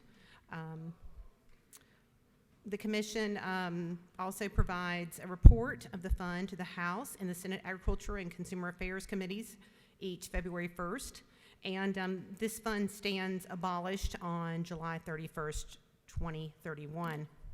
The bill passed unanimously out of the Agriculture and Consumer Affairs Committee, and if approved, this bill would be enacted into law when the governor signs it. I do know that. And I do ask for your favorable consideration.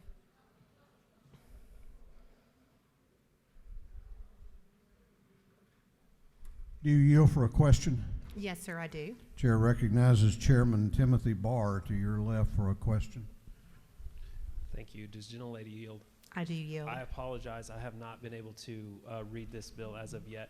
Would you walk me through it one more time? Is this a state trust fund that we're creating, and then the counties or municipalities apply to that? If you could clarify that for me. Yes, you are correct in the concept. The fund, the trust fund, is created out of fees that are already paid in by pet dealers, kennels, stables, animal shelters, etc. So instead of the money going into the general fund, it is creating a trust fund. It's a line item which the Department of Agriculture has never had a line item to compensate or pay back these communities for this expenditure. They take in a great deal more than the $50,000 or even the $200,000 annually. So this would not be any further expense to the consumer. Thank you, ma'am. Do you yield for a question from the chairman of the committee on which you serve? Of course. Chair recognizes Chairman Dickey to your right for a question. Does the lady yield? Yes, sir, I do. Thank you. I think you just did an excellent explanation of those fees, and I was having other members here, so there are already fees going to the Department of Ag that they're just setting aside these for a period of time to make sure it covers costs. So thank you for bringing this bill. No new fees, just reserving them for when the state needs them. That is correct. Thank you, Chairman Dickey. Do you continue to yield? Yes, sir, I'll yield for one Chair more question. recognizes Representative Hutchinson in the gallery for a question to your right. Thank you, Mr. Speaker. Does the lady yield? Yes, I do. In your introduction, you said that this bill would address puppy mills. Can you tell me how this would address puppy mills specifically? Well, it's any time that there's 29 dogs or cats or more, 9 or more equine taken in at one point in time. Typically, when you get in a large situation like that, it's not the one person who has, a dog or a cat and they have a litter and all of a sudden they're overwhelmed. This is typically a situation where it's a hoarding, a puppy mill. It's a situation where things have just gotten out of control, and oftentimes these animals are in horrific health, and they need veterinary care, they need rehabilitation, they need fostering, and then they need rehoming. So this does fall into the puppy mills. It's not addressing the puppy mills per se, but it's addressing the effects of what we're having to deal with because of them. No further questions. Thank you, Mr. Speaker. I yield the well. Is there any objection to the previous question being ordered? The chair hears none. The previous question is ordered. Is there any objection to agreeing to the report of the committee, which was favorable to the passage of the bill? The chair hears none. The report of the committee is agreed to. Shall this bill now pass? All those in favor of the passage of the bill will vote aye. Those opposed will vote no, and the clerk will unlock the machines.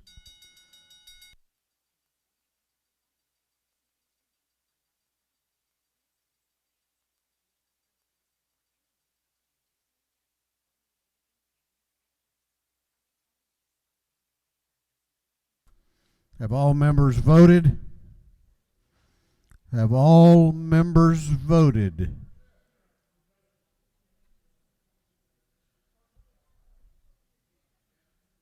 If so, the clerk will lock the machines on the passage of House Bill 574. The ayes are 164. The nays are 0. This bill, having received the requisite constitutional majority, is therefore passed. Clerk will read the caption to House Resolution 130. House Resolution 130 by Representative McDonald, the 26th, and others. A resolution ratifying the action of the Board of Community Affairs approving the transfer of Forsyth County from the Georgia Mountain Regional Commission to the Atlanta Regional Commission. This bill having referred to the Committee on Governmental Affairs. That committee recommends that this resolution be adopted. Chair recognizes Representative McDonald to present the resolution.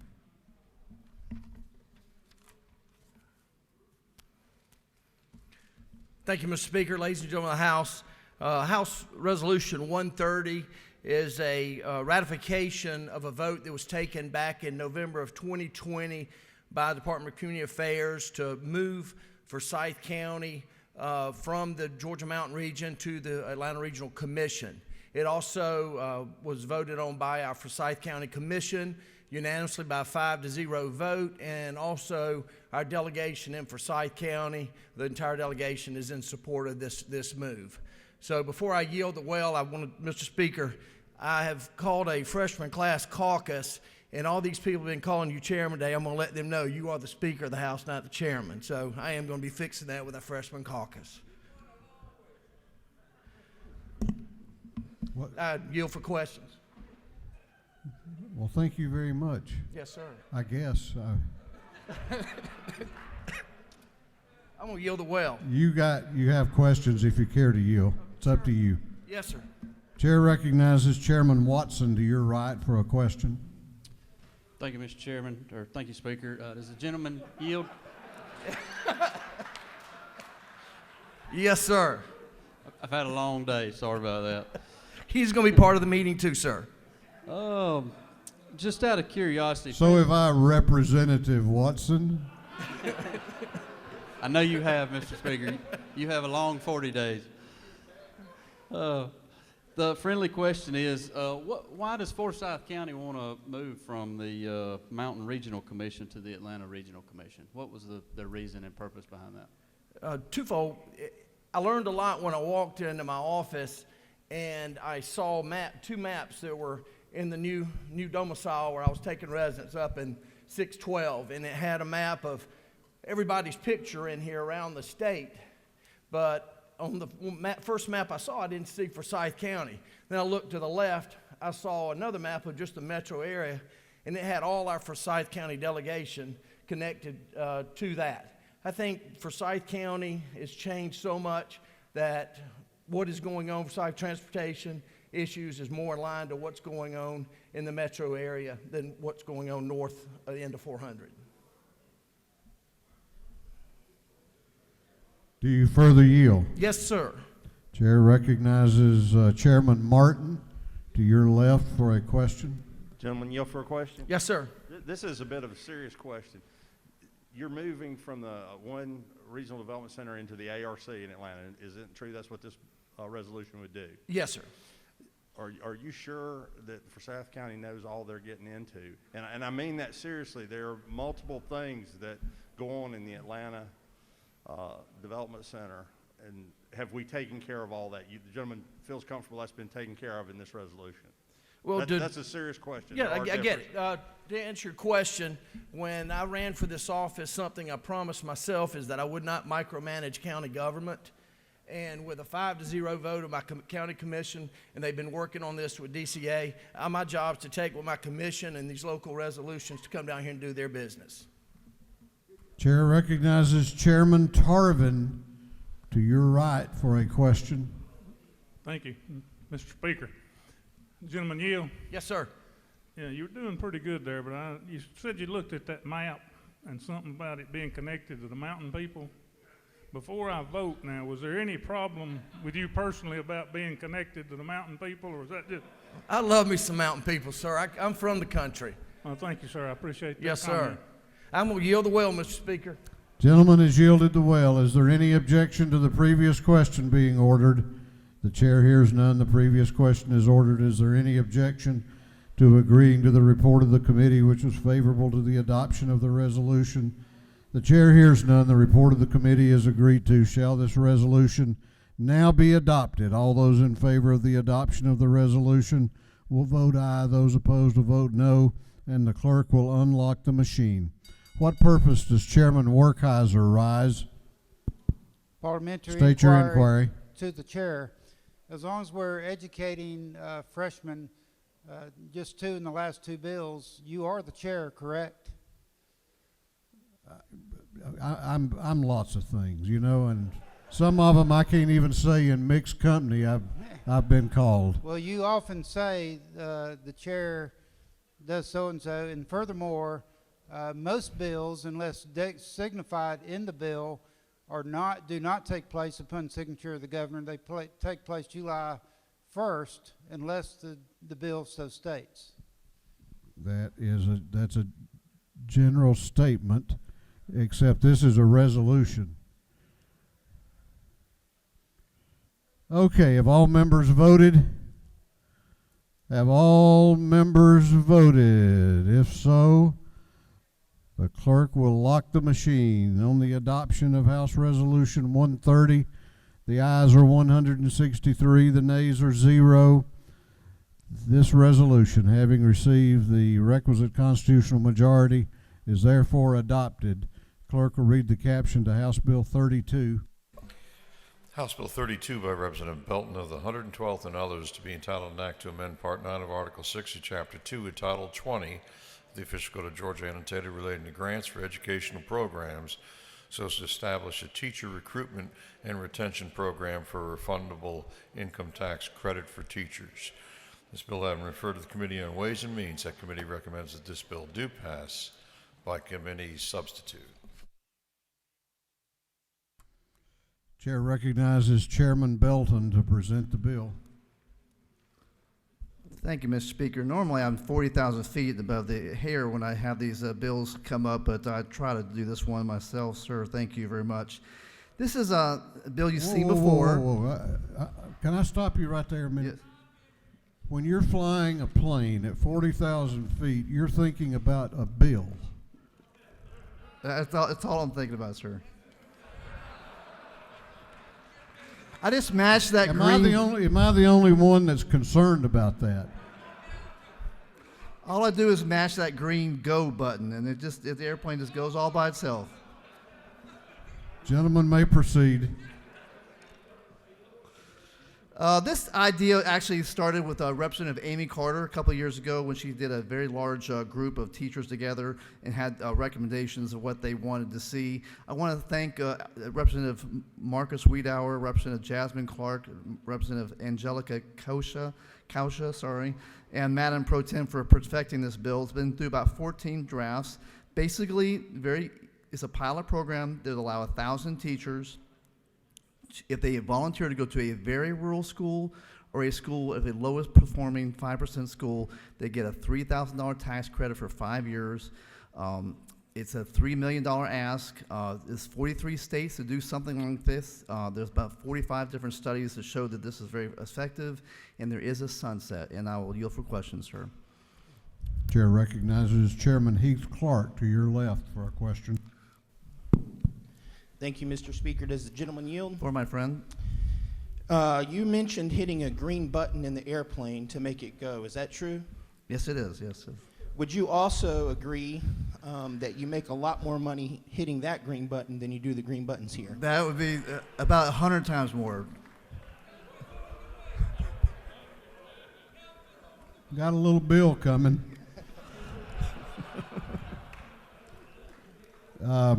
Do you further yield? Yes, sir. For one more, sir. Chair recognizes Chairman Chokas to your left for a question. Thank you, Mr. Speaker. As you said, you were a pilot flying at 40,000 feet. Yes, sir. And this is a pilot program. I like that idea. Okay. Well, don't you think you need to recuse yourself from this legislation? I should. If you want me to, sir, I will. Yeah. Mr. Speaker, I yield the well. Gentleman yielded the well. Is there any objection to the previous question being ordered? The chair hears none. The previous question is ordered. Is there any objection to adopting the committee substitute? The chair hears none. The committee substitute is adopted. Is there any objection to agreeing to the report of the committee, which was favorable to the passage of the bill? The chair hears none. The report of the committee is agreed to. Shall this bill now pass? All those in favor of the passage of the bill will vote aye. Those opposed will vote no, and the clerk will unlock the machines. What purpose does Representative Erica Thomas rise? Parliamentary inquiry. State your inquiry. Is it not true that my husband is a pilot and he started off pilot school in a rural county that only had about 100 pilots, and I support this measure to support pilots all over the state of Georgia, especially in rural counties? If the lady so states. What purpose does Representative Bentley rise? Parliamentary inquiry. State your inquiry. Is it not true, Mr. Speaker, that Representative Heath Clark and I participated in a event hosted by Middle Georgia State University where they flew us from Macon, Georgia down to Eastman, Georgia in a very small plane? And we made it back safely. Is that not true, Mr. Speaker? And he got on. Yes, sir. He got on with me. Who flew the plane? A young man that looked like he was 12 years old.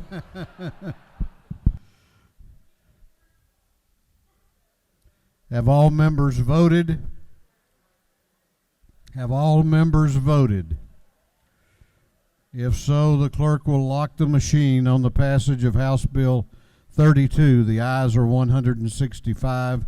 The nays are 0. This bill, having received the requisite constitutional majority, is therefore passed. Clerk will read the caption to House Bill 553. House Bill 553 by Representative Gunner, the 8th, and others, to be entitled an act to amend Chapter 13 and Title 50 of the Official Code of Georgia annotated relating to administrative procedure so as to provide for participation in hearings by electronic communications. This bill having referred to the Committee on Judiciary, that committee recommends that this bill do pass. Chair recognizes Representative Gunter to present the bill. Thank you, Mr. Speaker. Ladies and gentlemen, this bill does two things. It allows administrative law judges to conduct hearings by electronic communication. And the second thing it does is it allows them or requires that anyone filing documents in those courts would do it by e-filing. I checked with the courts and they have that system in place, so it won't be any additional cost to the state. I'll take any questions. You have a question. Chair recognizes Representative Al Williams to your left for a question. Will the gentleman yield? I yield, sir. I've been keeping a little scorecard, and I'm concerned about how the judges made it before you got here. Well, we met all kinds of ways. Oh, no, it's good to have you. I'm looking forward to your next judicial bill. Thank you. Yeah, I've got another coming.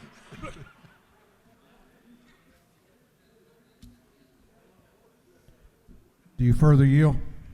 Or if there's another question, yes. There is. I'll take it. Chair recognizes Chairman Martin to your left for a question. Isn't it true, gentlemen, yield for a question? I yield. Isn't it true, if I might direct this to the Speaker, the Chair, isn't it true, Mr. Speaker, that we await every year anxiously on what we refer to as the governor's package for legislation that our governor is interested in here in this House? I believe that to be true.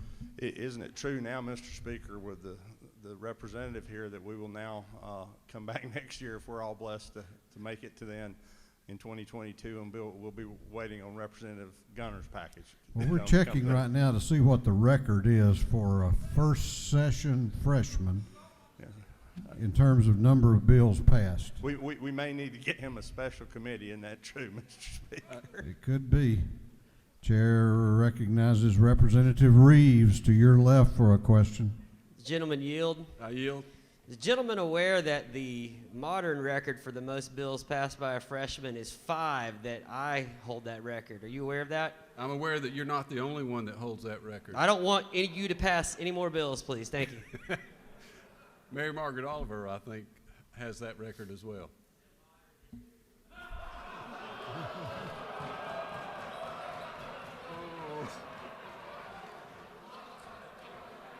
I yield the will.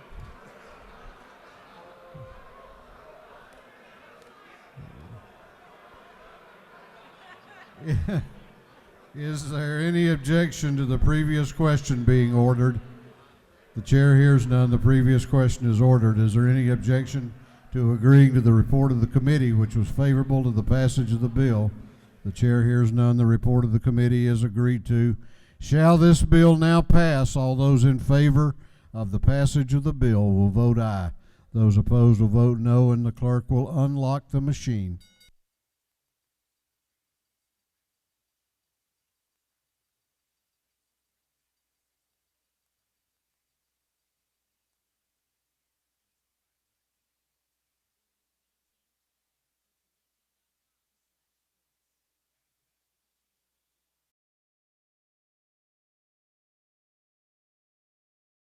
Have all members voted?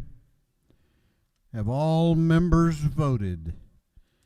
If so, the clerk will lock the machine on the passage of House Bill 553. The ayes are 166, the nays are 0. This bill, having received the requisite constitutional majority, is therefore passed. Clerk will read the caption to House Bill 480. House Bill 480 by Representative Washburn, the 141st, to be titled an act to amend Part 3 of Article 8 of Chapter 14 of Title 44 of the Official Code of Georgia annotated relating to mechanics and materialmen's liens so as to provide for the creation, declaration, amendment, notice, and priority of liens for labor, services, or materials. This bill having referred to the Committee on Judiciary. That committee recommends that this bill do pass. Chair recognizes Representative Washburn to present the bill. Thank you, Mr. Speaker. Ladies and gentlemen of the House, I rise to present House Bill 480, which adds the registered interior designers to the Georgia lien law. This bill is needed to level the playing field and ensure that these good folks can have the same way to protect themselves that architects and engineers already possess. As it stands now, registered interior designers are the only registered design professionals that are not covered by the lien law. And right now, the only way that a registered interior designer can collect money owed to them is to file a lawsuit, which obviously takes a lot of time and is very expensive and delays the process very much. So this is just a situation of fairness, that they deserve the right to be able to file a lien to protect themselves financially. Currently, 23 states contain lien law that allows this. This vocation or profession, or however we would refer to it, is growing in Georgia. So there are many, many more of those, and it is just something out of a sense of fairness. One of our House members told me a story when this bill was in committee that one of his constituents was owed $72,000. And when she heard about this bill, she asked him if it could be retroactive, which I don't think is possible, of course. Anyway, I will yield for questions, Mr. Speaker.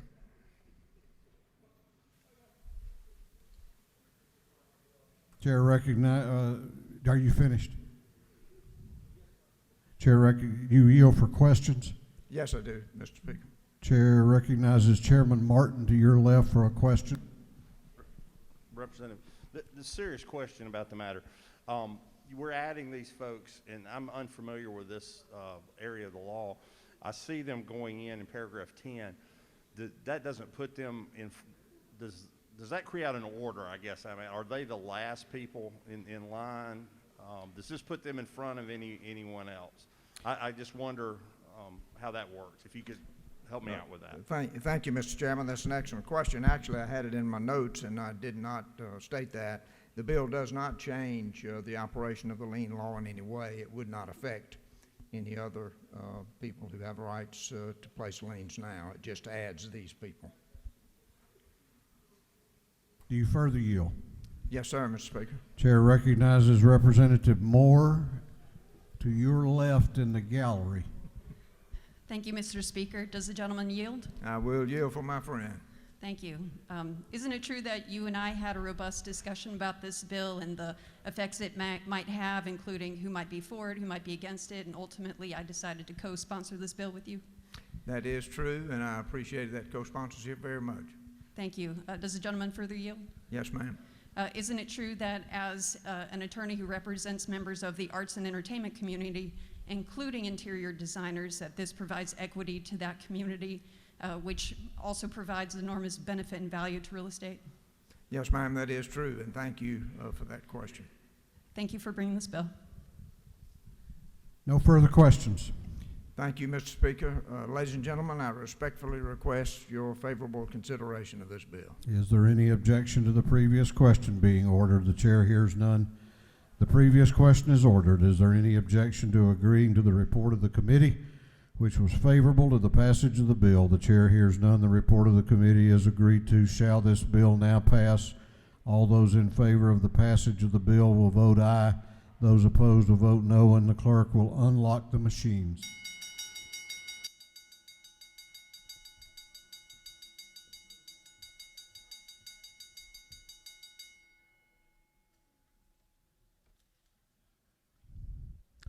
Have all members voted?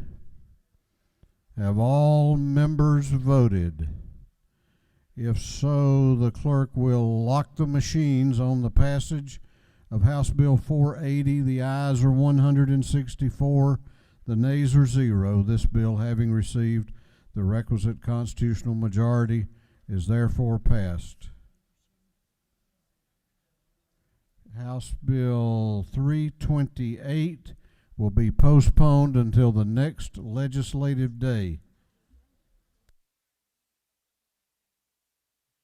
What purpose does Representative Becky Evans rise? To make a motion, State your motion. I move that the rules be suspended so that a bill can be read for the first time and assigned to committee. Clerk will read the caption.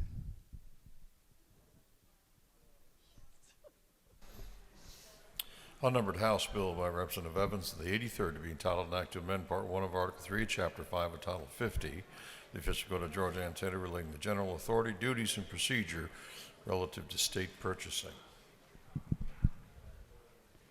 On the lady's motion that the rules of this House be temporarily suspended to allow a bill to be read for the first time and assigned to committee, is there objection? Is there objection? Chair hears none, and it is so ordered. Governmental Affairs. What purpose does Chairman Dempsey rise? To make a motion, Mr. Speaker. State your motion. I move that the rules be temporarily suspended so that a bill may be read for the first time and assigned to committee. Clerk will read the caption. Unnumbered House Bill by Representative Dempsey, the 13th, and others, to be entitled an act to amend Title 37 of Article 1 of Chapter 8 of Title 50 and Chapter 16 of Title 50, the official code of Georgia annotated, relating to mental health and the general provisions relative to the Department of Community Affairs. On the lady's motion that the rules of this House be temporarily suspended to allow a bill to be read for the first time and assigned to committee, is there objection? Is there objection? The chair hears none, and it is so ordered. Public Safety and Homeland Security. What purpose does the Majority Caucus whip rise? To make a motion. State your motion. Mr. Speaker, I move that the rules of the House be temporarily suspended so a bill can be read for the first time and assigned to committee. Clerk will read the caption. Unnumbered House Bill by Representative Kelly, the 16th, be titled an act to amend Article 8 of Chapter 11 of Title 9 of the official code of Georgia annotated relating to provisional and final remedies and special proceedings so as to revise and provide for new requirements of the Georgia Civil Practice Act.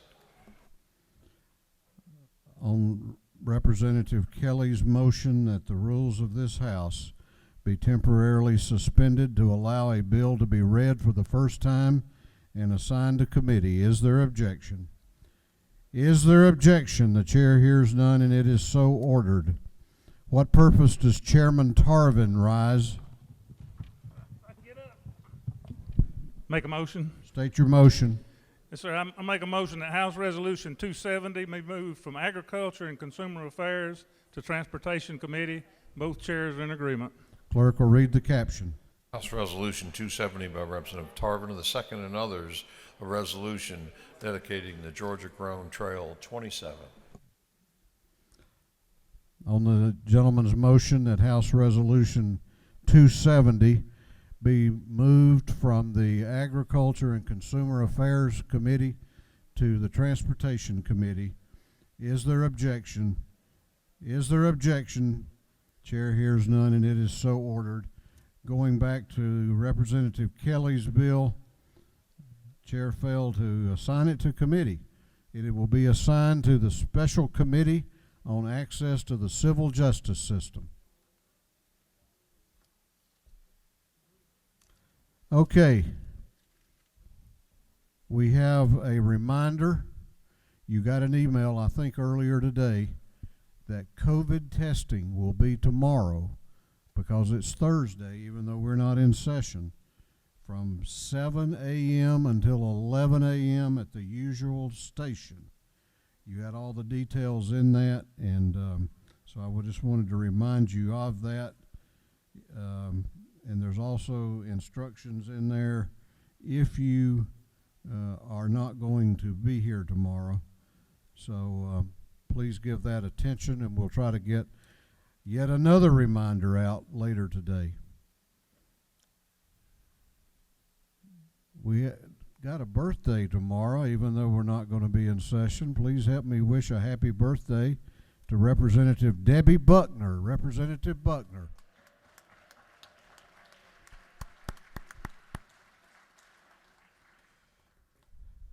Chair recognizes Chairman England for an announcement. If you signed up for an announcement, please make your way to the front of the chamber. Please make your way to the front of the chamber. The gentleman may proceed. Thank you, Mr. Speaker. Good afternoon, everyone. Just a reminder, tomorrow morning, starting at 7:30, with the General Government Subcommittee, we will be starting the subcommittee meetings at 7:30 with General Government, moving on to higher education, public safety, education, human resources, transportation, health, and economic development on 15-minute increments. And then we will roll right into full committee at 9:30. Be watching your email inboxes right at 9:30 as the subcommittees wrap up their work. The full budget document will be loaded into your email inboxes if you choose to be a virtual attendee. Copies will be available at 341. Again, limited seating in there. So we are going to have to do it as a hybrid model, but you will get those documents right at 9:30 in your email inbox. Be watching for an email from myself or from Miss Ashley Newton, my admin, and those documents will be attached. Thank you, Mr. Speaker. Chair recognizes Chairman Chokus for an announcement. Thank you, Mr. Speaker. Members of the Small Business Development Committee, we will be having a full committee meeting tomorrow at 11:30 in 506 CLOB. 506 CLOB, 11:30. Thank you. Chair recognizes Chairman Burchett for an announcement. Thank you, Mr. Speaker. The full committee, Judiciary Non-Civil, will meet in room 132 upon adjournment. We got a few measures to consider. I appreciate everyone to be there. Thank you. Chair recognizes Representative Mitchell for an announcement. The Minority Caucus will have a brief, very brief meeting at in 216 at 5 p.m. and dinner will be served. That's 216 at 5 p.m. Thanks so much. Chair recognizes Representative McLean for an announcement. Thank you, Mr. Speaker. Just want to remind everybody that Working Family Caucus will be meeting tomorrow at 12 o'clock, and you can pick up your lunches for members in room 310 CLOB. That's 310 CLOB tomorrow if you're here. Thank you, Mr. Speaker. Chair recognizes Chairman Collins for an announcement.